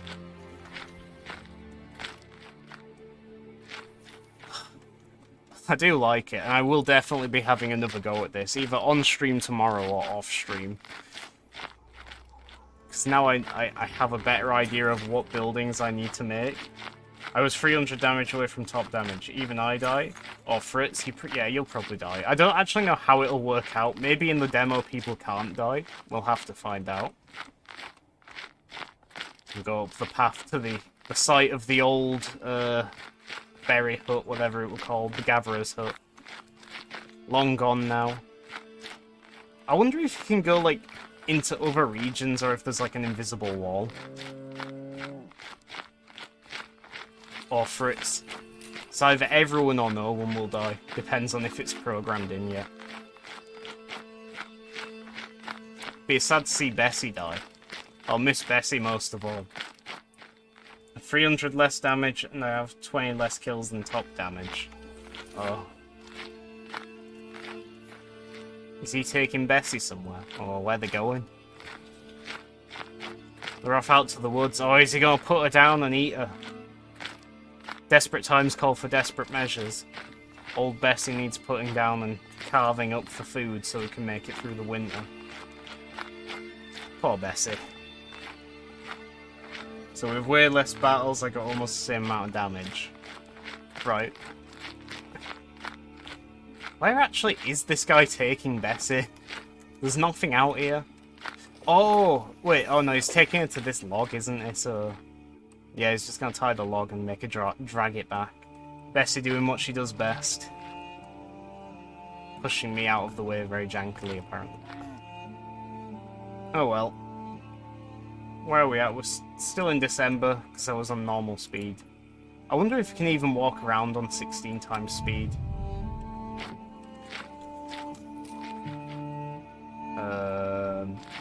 Is that sped up? No, it's pretty normal. Yeah, okay. So let's just wait this out, I guess, see what happens. Poor Bessie, I know. We've run out of fuel. We're nearly out of food. Oh, we're actually using the fuel now, though. We have 7 firewood left. It is actually burning.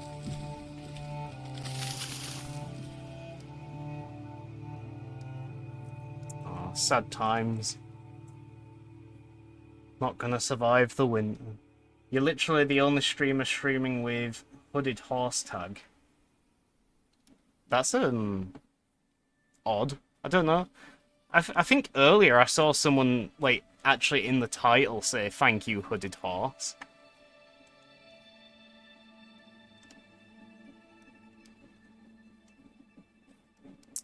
Is it gonna happen? Oh, we're out of food and fuel now.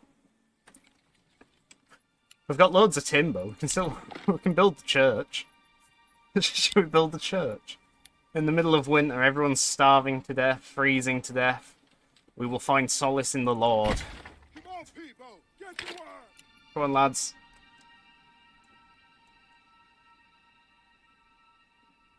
Yes. Lollardy will save us from death. Again, assuming you can even actually die in this demo. Cold. Peasants require fuel and shelter in the winter, otherwise they can get sick or even freeze to death. Okay, it's January now. We're actually halfway through the winter.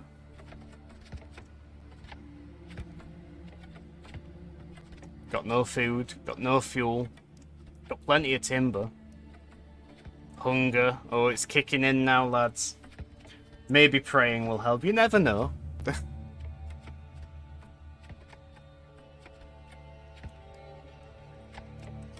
Did they actually start farming as well? I don't think they did they? They didn't, like, plough the fields ready or anything like that.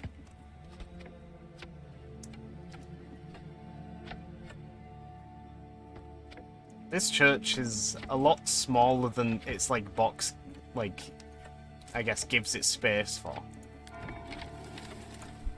Maybe it's for a graveyard. In fact, yeah, we're gonna need this church, because we're gonna need to bury a lot of dead people in a minute. We need a holy ground to bury them on. Or in, or under. Prepositions. Weird things.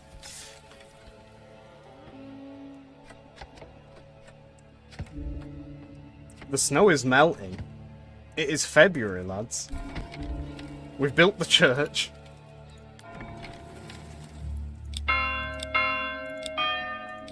You can actually change the bell. I like this sort of, like, cheap, broken bell. We're going to have this when it feels fitting. Amazing. Well, we built the church. Oh, look, yeah, 2 people died. We're at 13 people. So even though we had no food, no fuel, only 2 people died. Cold and hunger. Homelessness. Oh, that's from last year. I imagine more people... Oh, they're 12 now. We are dying out. I don't know where the bodies go. They're probably just despawn or something. Maybe we'll actually survive, though. Maybe the berries are going to start respawning and we'll be able to start harvesting them in time. If I, like, put this back up to 3 in advance. And I turn down the wood cutting because we don't need... Yeah, there it is. I lost it for a second. Put it on 4 times speed, just see what happens. 12 people.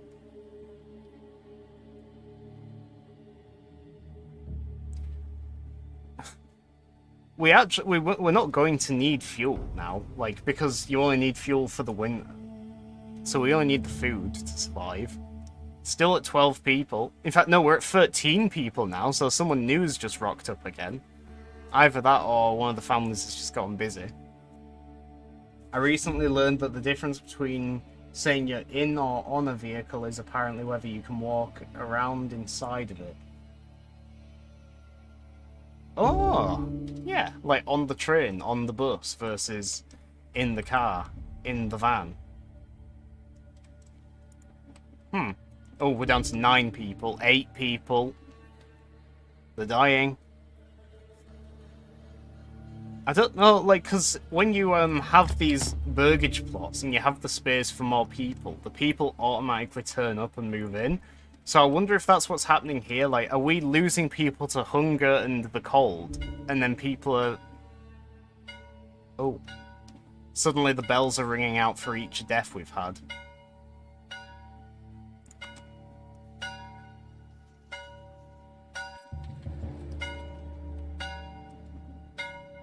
Oh god. It's gonna be like a plague doctor walking down the street in me as well, or like someone with a cart full of dead bodies. Bring out your dead! Oh, look at his mangled arm.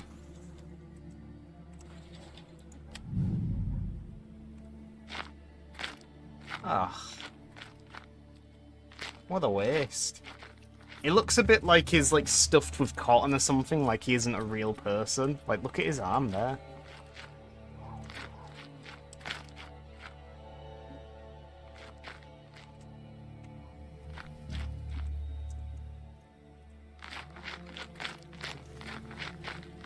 This is how we do burial rites in New Cornwall.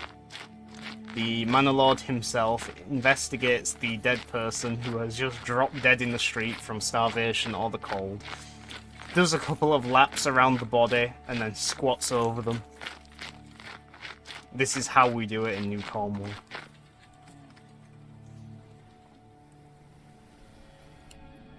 Oh, we've made it back to spring. 6 people. Are the berries coming back then? I trust this one more because this one's like bugged. Or maybe, like I said, maybe they're going to start respawning now because they're meant to respawn in spring anyway. Berry deposits regrow, ploughing for quick summer harvest is possible. Maybe they're going to start farming as well.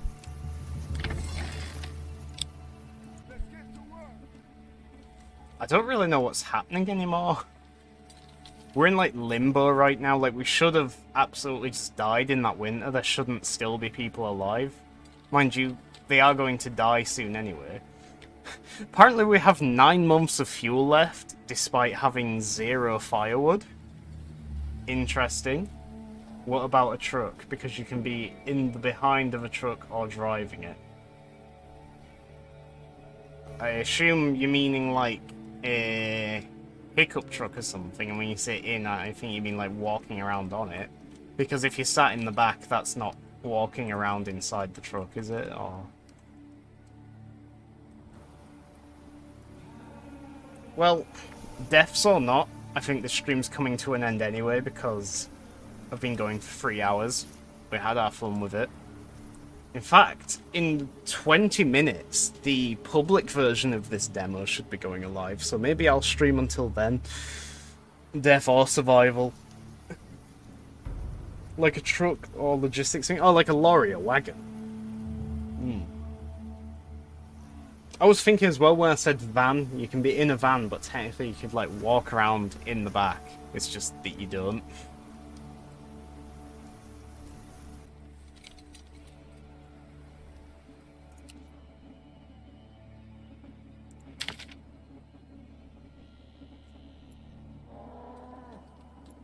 It actually shows dead people in the list.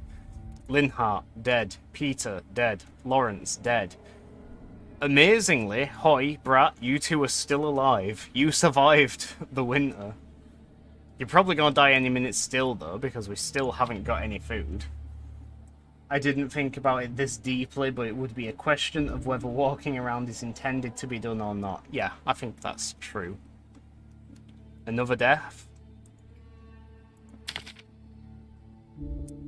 Could you imagine if you two were like the last two peasants to survive? That'd be quite nice, I guess. Someone's got to look after Bessie. I think Bessie might be immortal, you know? I don't think she can die of starvation and the cold. Kids can walk around in a big car. Plot armor. Yeah, Bessie has plot armor.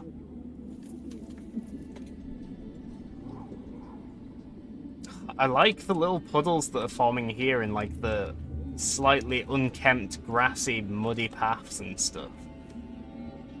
It just does look really nice. Just ignore the streets littered with dead people. Was anyone in the pub when they died? Don't think so. We're down to 4 people. I don't know where anyone is. It's like a ghost town now.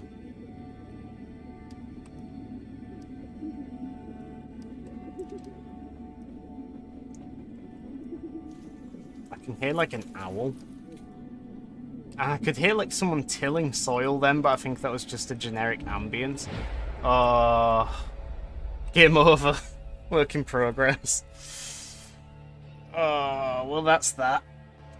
I was sort of hoping we might be able to survive for another 15 minutes. Like 15 sad final minutes. Because then that would end just as the public version of this demo goes live. Reading comprehension is important.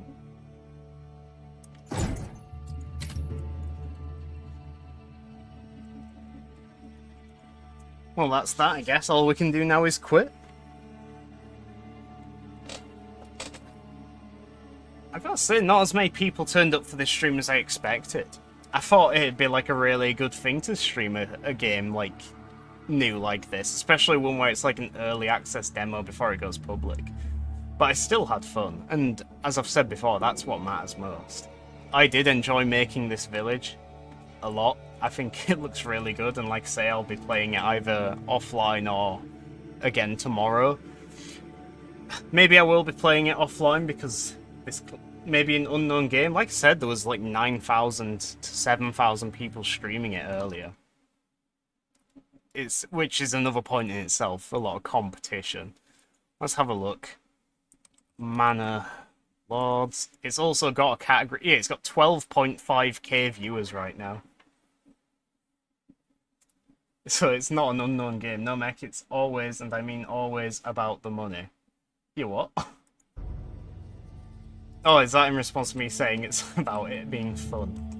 When you stream Planetary Annihilation, you'll have an advantage because it's a relatively rarely streamed game, but any streams of it that do happen are advertised in the game's main menu. Wait, so I'll show up in Planetary Annihilation's main menu? Really? I'll have to like look for when Planetary Annihilation has the most concurrent players on Steam, and then stream them, just so I show up in the main menu. Oh, look at this, like, paused here. Ignoring the 2 dead bodies and the T-posing villager here, this is like a screenshot, like a main menu-worthy background for the game right here. Got a church in the background, got a nice town centre. I sort of wish there was a way I could take a screenshot now to preserve my village before I lose it forever. Because as soon as I quit, this is gone, because the demo doesn't have saves. The best I can do is, yeah, like this, I guess. It's like, you can only like force it to zoom in if you're holding the middle mouse button at the same time. It's very strange. Yes, most likely. Wow. Same as TF2. TF2 had but a shit system. I didn't know TF2 had streams in the main menu.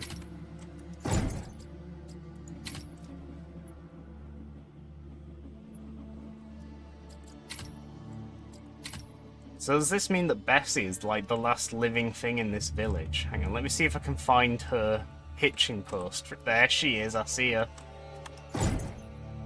Now this, look at this. This is like a main menu background worthy screenshot right here. Got Bessie right in the foreground. There's no dead bodies, like Well, I guess there's like technically one over here if you knew it was a dead body.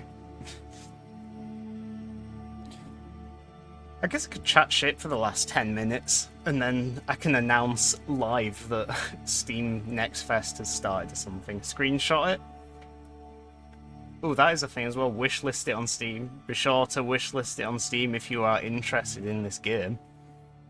I will vouch for it and say, even though I did quite poorly, it is exactly the kind of game I've been wanting. Even without half the mechanics currently implemented, this is a game I am definitely buying when it comes out, like full release. And like I say, I'll definitely be playing it again off stream to try again, because I have a better idea of what buildings are more important to build first. Like, probably ignore the quest ones a bit, like get a farm going straight away so you have more renewable food source than berries. Yeah, I recommend trying this game, especially since it's about to be Steam NextFest, so the demo will be available for like a full week, or I think it might even be 10 days. No, it's from the 3rd to the 10th of October, so yeah, there'll be a full week to try this same demo for free. I recommend giving it a go, no reason not to. Might as well say thanks again to Hooded Horse for giving me this early release of the demo, a key for that. Thank you, lads. I have too many games to play still. What is Steam NextFest? Steam NextFest, it's like an annual thing Steam does where you can try loads of demos for up-and-coming games, so games that like don't even have release dates yet, or do but they're not coming out for a couple of months. Just like early access demos, basically, for up-and-coming games. It's like really good for indie games, I believe. But I'll be playing 2 other games tomorrow. I don't think they're part of the NextFest, but they are by Hooded Horse, and they're also demos, so I'm going to be trying them tomorrow, probably. I probably won't be playing more of this on stream, because clearly there's far too much competition, and I think I'd rather just try and figure it out on my own. I did have fun playing it, though, today. It was good. I think this is a good screen to be doing this talk on, because we all get to see Bessie as I'm explaining it. Ooh. Middle-earth Shadow of War is €6. Wow. That is because there is also like a publisher sale going on right now, I think. I think it is like Warner Brothers publisher sale. But I don't think NextFest is like a sale. NextFest is just for like trying demos and stuff. Definitive is $7.50. It is a good game. It is a very fun game. You should try it out if you're interested, and it is cheap enough. But yes, Manor Lords. I also recommend trying this during NextFest, since it's just free demo. No reason not to give it a go. Also, the dev deserves it. He's like putting a lot of work into this game, and he deserves the recognition because it is genuinely a fun thing to play. Very impressive piece of software, I guess, as well. Very pretty. And I think that's all I really have to say on this now. You watched, well, not all of you, but some people watched me play it for 3 hours here. Slowly rise and fall as the village of New Cornwall, led not so wisely by Sir Mechbots, under the banner of our Cornish Empire in CK3. Which, by the way, Hoy, might only be like one more stream of that, because my goal for the CK3 game is mainly just to get to that decision where you reclaim Britannia and convert a bunch of places to Cornish culture. I think after we've done that and we fully control Britain, there's not really anything else I want to do in that game.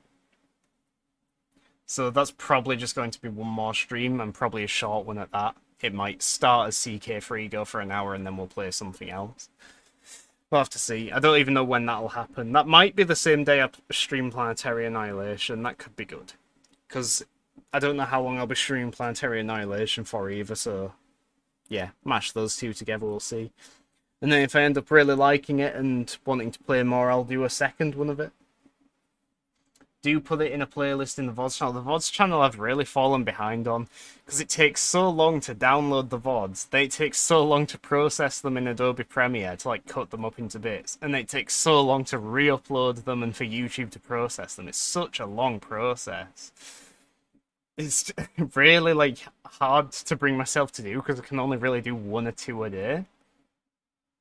And I can't do it while I'm streaming, or at least I can't do half of it while I'm streaming. I could probably do the Adobe Premiere exporting while I'm streaming, because that isn't dependent on the internet. It'd probably slow my computer down though. Just record and stream if possible. Yeah, that is a button on OBS. You can do start recording. The menu for this is nice as well. There's like an interior here. I wonder if this is suggesting that on the full release you'll have your own manor and you can like walk around inside it and decorate it maybe. So you're basically playing medieval Sims then. But yeah, what time is it? So it's 5 to 6 now.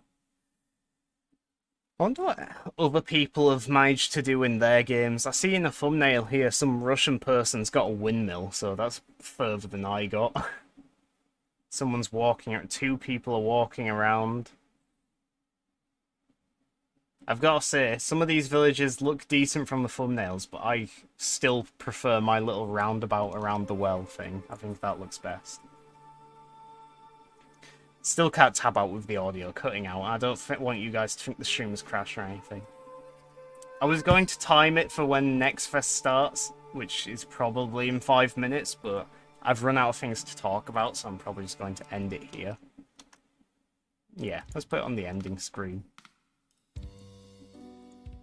This feels like a very strange stream. I thought it was going to do a lot better. I still had like full fun as though there was plenty of people here. It was very quiet, which I did sort of expect last minute because I realised I normally stream at 6:30, so the people that normally watch me might not be able to make it. And that's evident, because like even you two, Brat and Hoy, you've been like on and off more than usual today. Which, you know, that's fine, I'm just observation here. So I should have actually expected less viewers than normal. But that's not the focus. But, yeah, I can't think of anything else to say now. I've already said everything I could. Thanks again to Hooded Horse for giving me the key, and thanks for Greg for putting so much hard work and effort into making this fun little game. I only came fully home at like 4. Yeah. Well, that's what I was thinking. It is a bit of an awkward time for me to stream, but at the same time I wanted to make the most out of the fact that I got an early access to the demo. It would have just been pointless if I streamed at my normal time, because that would have been when the public version goes live.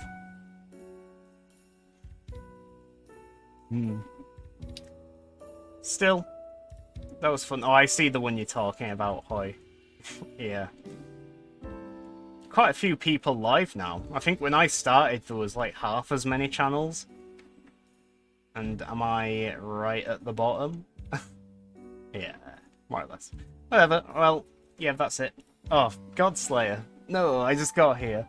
You know, the same thing happened to me yesterday or the day before. I like finished doing a bunch of stuff and then I was about to like watch you because I saw you were still live.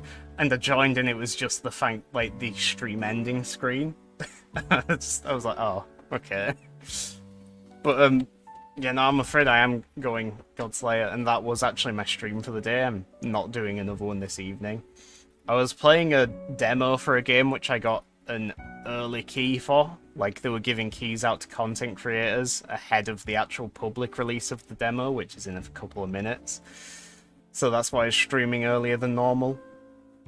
Was it good? Yeah, I really enjoyed it. Half the mechanics aren't implemented yet, because it was a demo designed just to showcase the city building side of the game, not the war side, which it is going to have on full release. But I still had fun creating a really nice, cozy little village, until everyone died of starvation and the cold. Everyone except Bessie. Bessie the ox survived strong and true to the end. Serving diligently, dragging logs across the path. Doing what she loved and did best. After Cornwall game, playing Metal Gear Rising. I've got a lot of games I want to play, Hoy.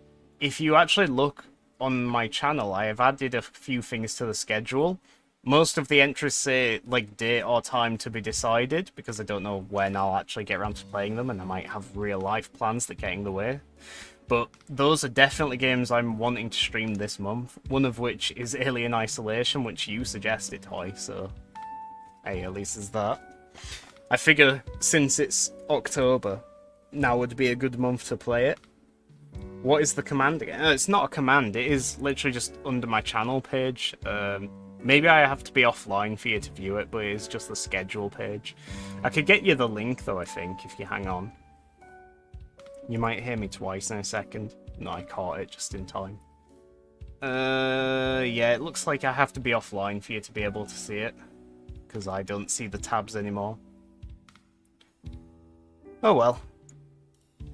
But yeah, I'll just say the games on that list are the two demos which I'm thinking of playing tomorrow, which are Against the Storm and Capital Command, both games by...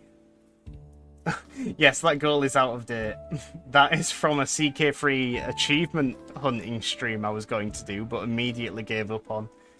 I forgot to update the goal to be like a default. Mech hasn't set one yet. I did that achievement off stream though, so that was a fun game. Yeah, tomorrow probably expect Against the Storm and Capital Command, which are also games published by Hooded Horse.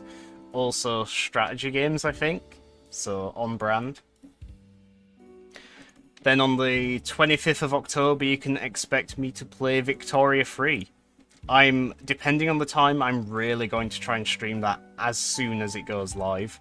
Like, I'm going to, like, either preload install it if possible, or I'm going to install it as soon as it goes live and then stream it. You're just playing around with the commands now? Interestingly enough, I'm noticing that the commands don't show up on the Twitch feed, which is probably a good thing. I don't know. I must have set it to filter out commands like 3 years ago when I first did it. But yeah, I think that's everything explained. So yeah, you can look forward to me finishing the CK3 game, playing those two demos tomorrow, playing Alien Isolation, and then the thing I'm looking forward to most, of course, playing Victoria Free on the day of launch when it comes out. We'll be learning how to play together. It will be fun. It will be very fun. Very much looking forward to playing it. Probably going to play it for hours on stream, and then as soon as I end the stream, I'm probably going to start another game for, like, offline, my own game. Really looking forward to that game coming out. You actually did get a lot of views on the latest CK3 VOD on YouTube, did I? Let me have a look. If I did, I'll have to try and upload the rest, won't I? Because I can't exactly have just the first part and then give up. 31, that's not really a lot, Hoy. There's far more views on the VODs on Twitch. Like, I think my last stream has like 60 views or something on Twitch. But I don't know if that takes into account live views as well as views watched after the fact. But yeah, I think I've said everything I want to say now. Oh, it's actually now 6 o'clock. Is NextFest now on? Or am I misremembering the time? It is a different time zone that I saw the thing, so maybe it was... Let me just Google, when is NextFest? Not Next Festival. Just NextFest. Steam. 3rd of October, yes, I know. What time? 10 AM Pacific. Okay. 10 AM Pacific to UK. Which is 6 o'clock. Yeah, okay, so Steam NextFest should be starting right now. In which case, to anyone that might have actually been lurking, which I don't think they did because I dipped down to one viewer at one point, if you liked watching me play Manor Lords today, once again, I highly recommend giving it a go, because from the 3rd of October to the 10th of October, as part of NextFest, Manor Lords is going to be not free to play, but there's going to be a free demo. You can download the demo for free and play that for a full week. And I definitely recommend giving it a go if you're interested. The dev deserves the support because he's putting a lot of care and love into making this game. Not a lot, but a decent amount for free subs. I've actually got 5 subs right now. I've got... oh wait, you mean on YouTube? Right. But, yeah. So yeah, try Manor Lords. Give it a go, see if you like it. Maybe have a look at other games that are on for NextFest, if there's anything that catches your fancy. Maybe even let me know in the Discord if there's anything that looks good. But like I say, I've got a few games already which I'm planning, so I'll probably be busy with them. 180 views today on my stream. It was crazy. I got rated with around 47 people. Jeez, nice one, Godslayer. That's so good. Wow. Yeah, that is amazing.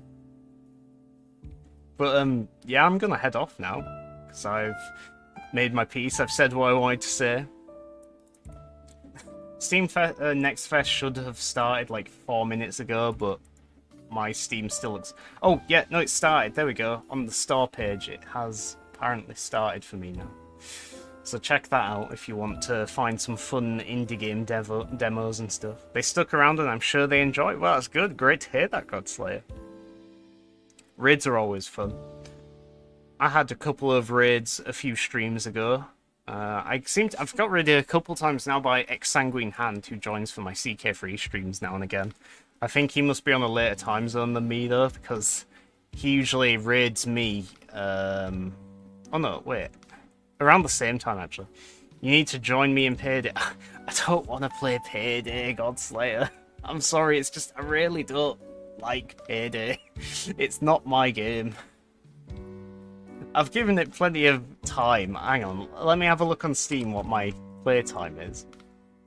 I got 14.9 hours. That's I've given it plenty of chances, like playing with my friends and stuff, but I've just never enjoyed it each time I played it. I'll ask you to the day you die. Fun times. Thanks, Hoyt. Open the gate! How do you even raid when you don't, like, stream? I keep wondering that. It's just... Do you, like... Can you, like, click the raid button in your own, like, channel manager even though you're not live or something like that? You can raid post-stream. Right. Just /raid. So you went in, like, your own channel and just did /raid mechbots. With a party of one, so the one is yourself. Yeah, alright. I've never streamed. Okay. Right, I get it. I'm not going to raid anyone now, though, unfortunately. Because I don't feel there's much point. Unless you think there is, but I know you, Hoy, you leave pretty much straight away. I want to leave straight away because I want to get a move on making my dinner.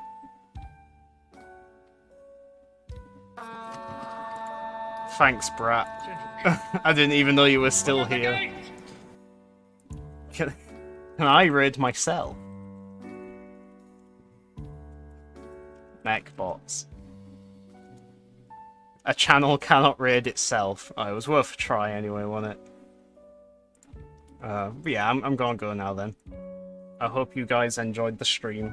I know it was a bit of a weird and different one, but I hope you enjoyed it nonetheless for those of you that watched. Bye-bye, Brett. Bye-bye, Hoy. Bye-bye, Godslayer. Thanks for checking me out last minute, Godslayer. I apologise for ending the stream just as you're joining. But at least I chatted for like 5 or 10 minutes, so it wasn't totally pointless. But yeah, still appreciated. Yeah, bye Hoy, bye Godslayer, bye Brat, bye Mysterious Lurker that might be making up viewer number 4 if you're here, and now apparently viewer number 5 as I'm saying goodbye. Goodbye!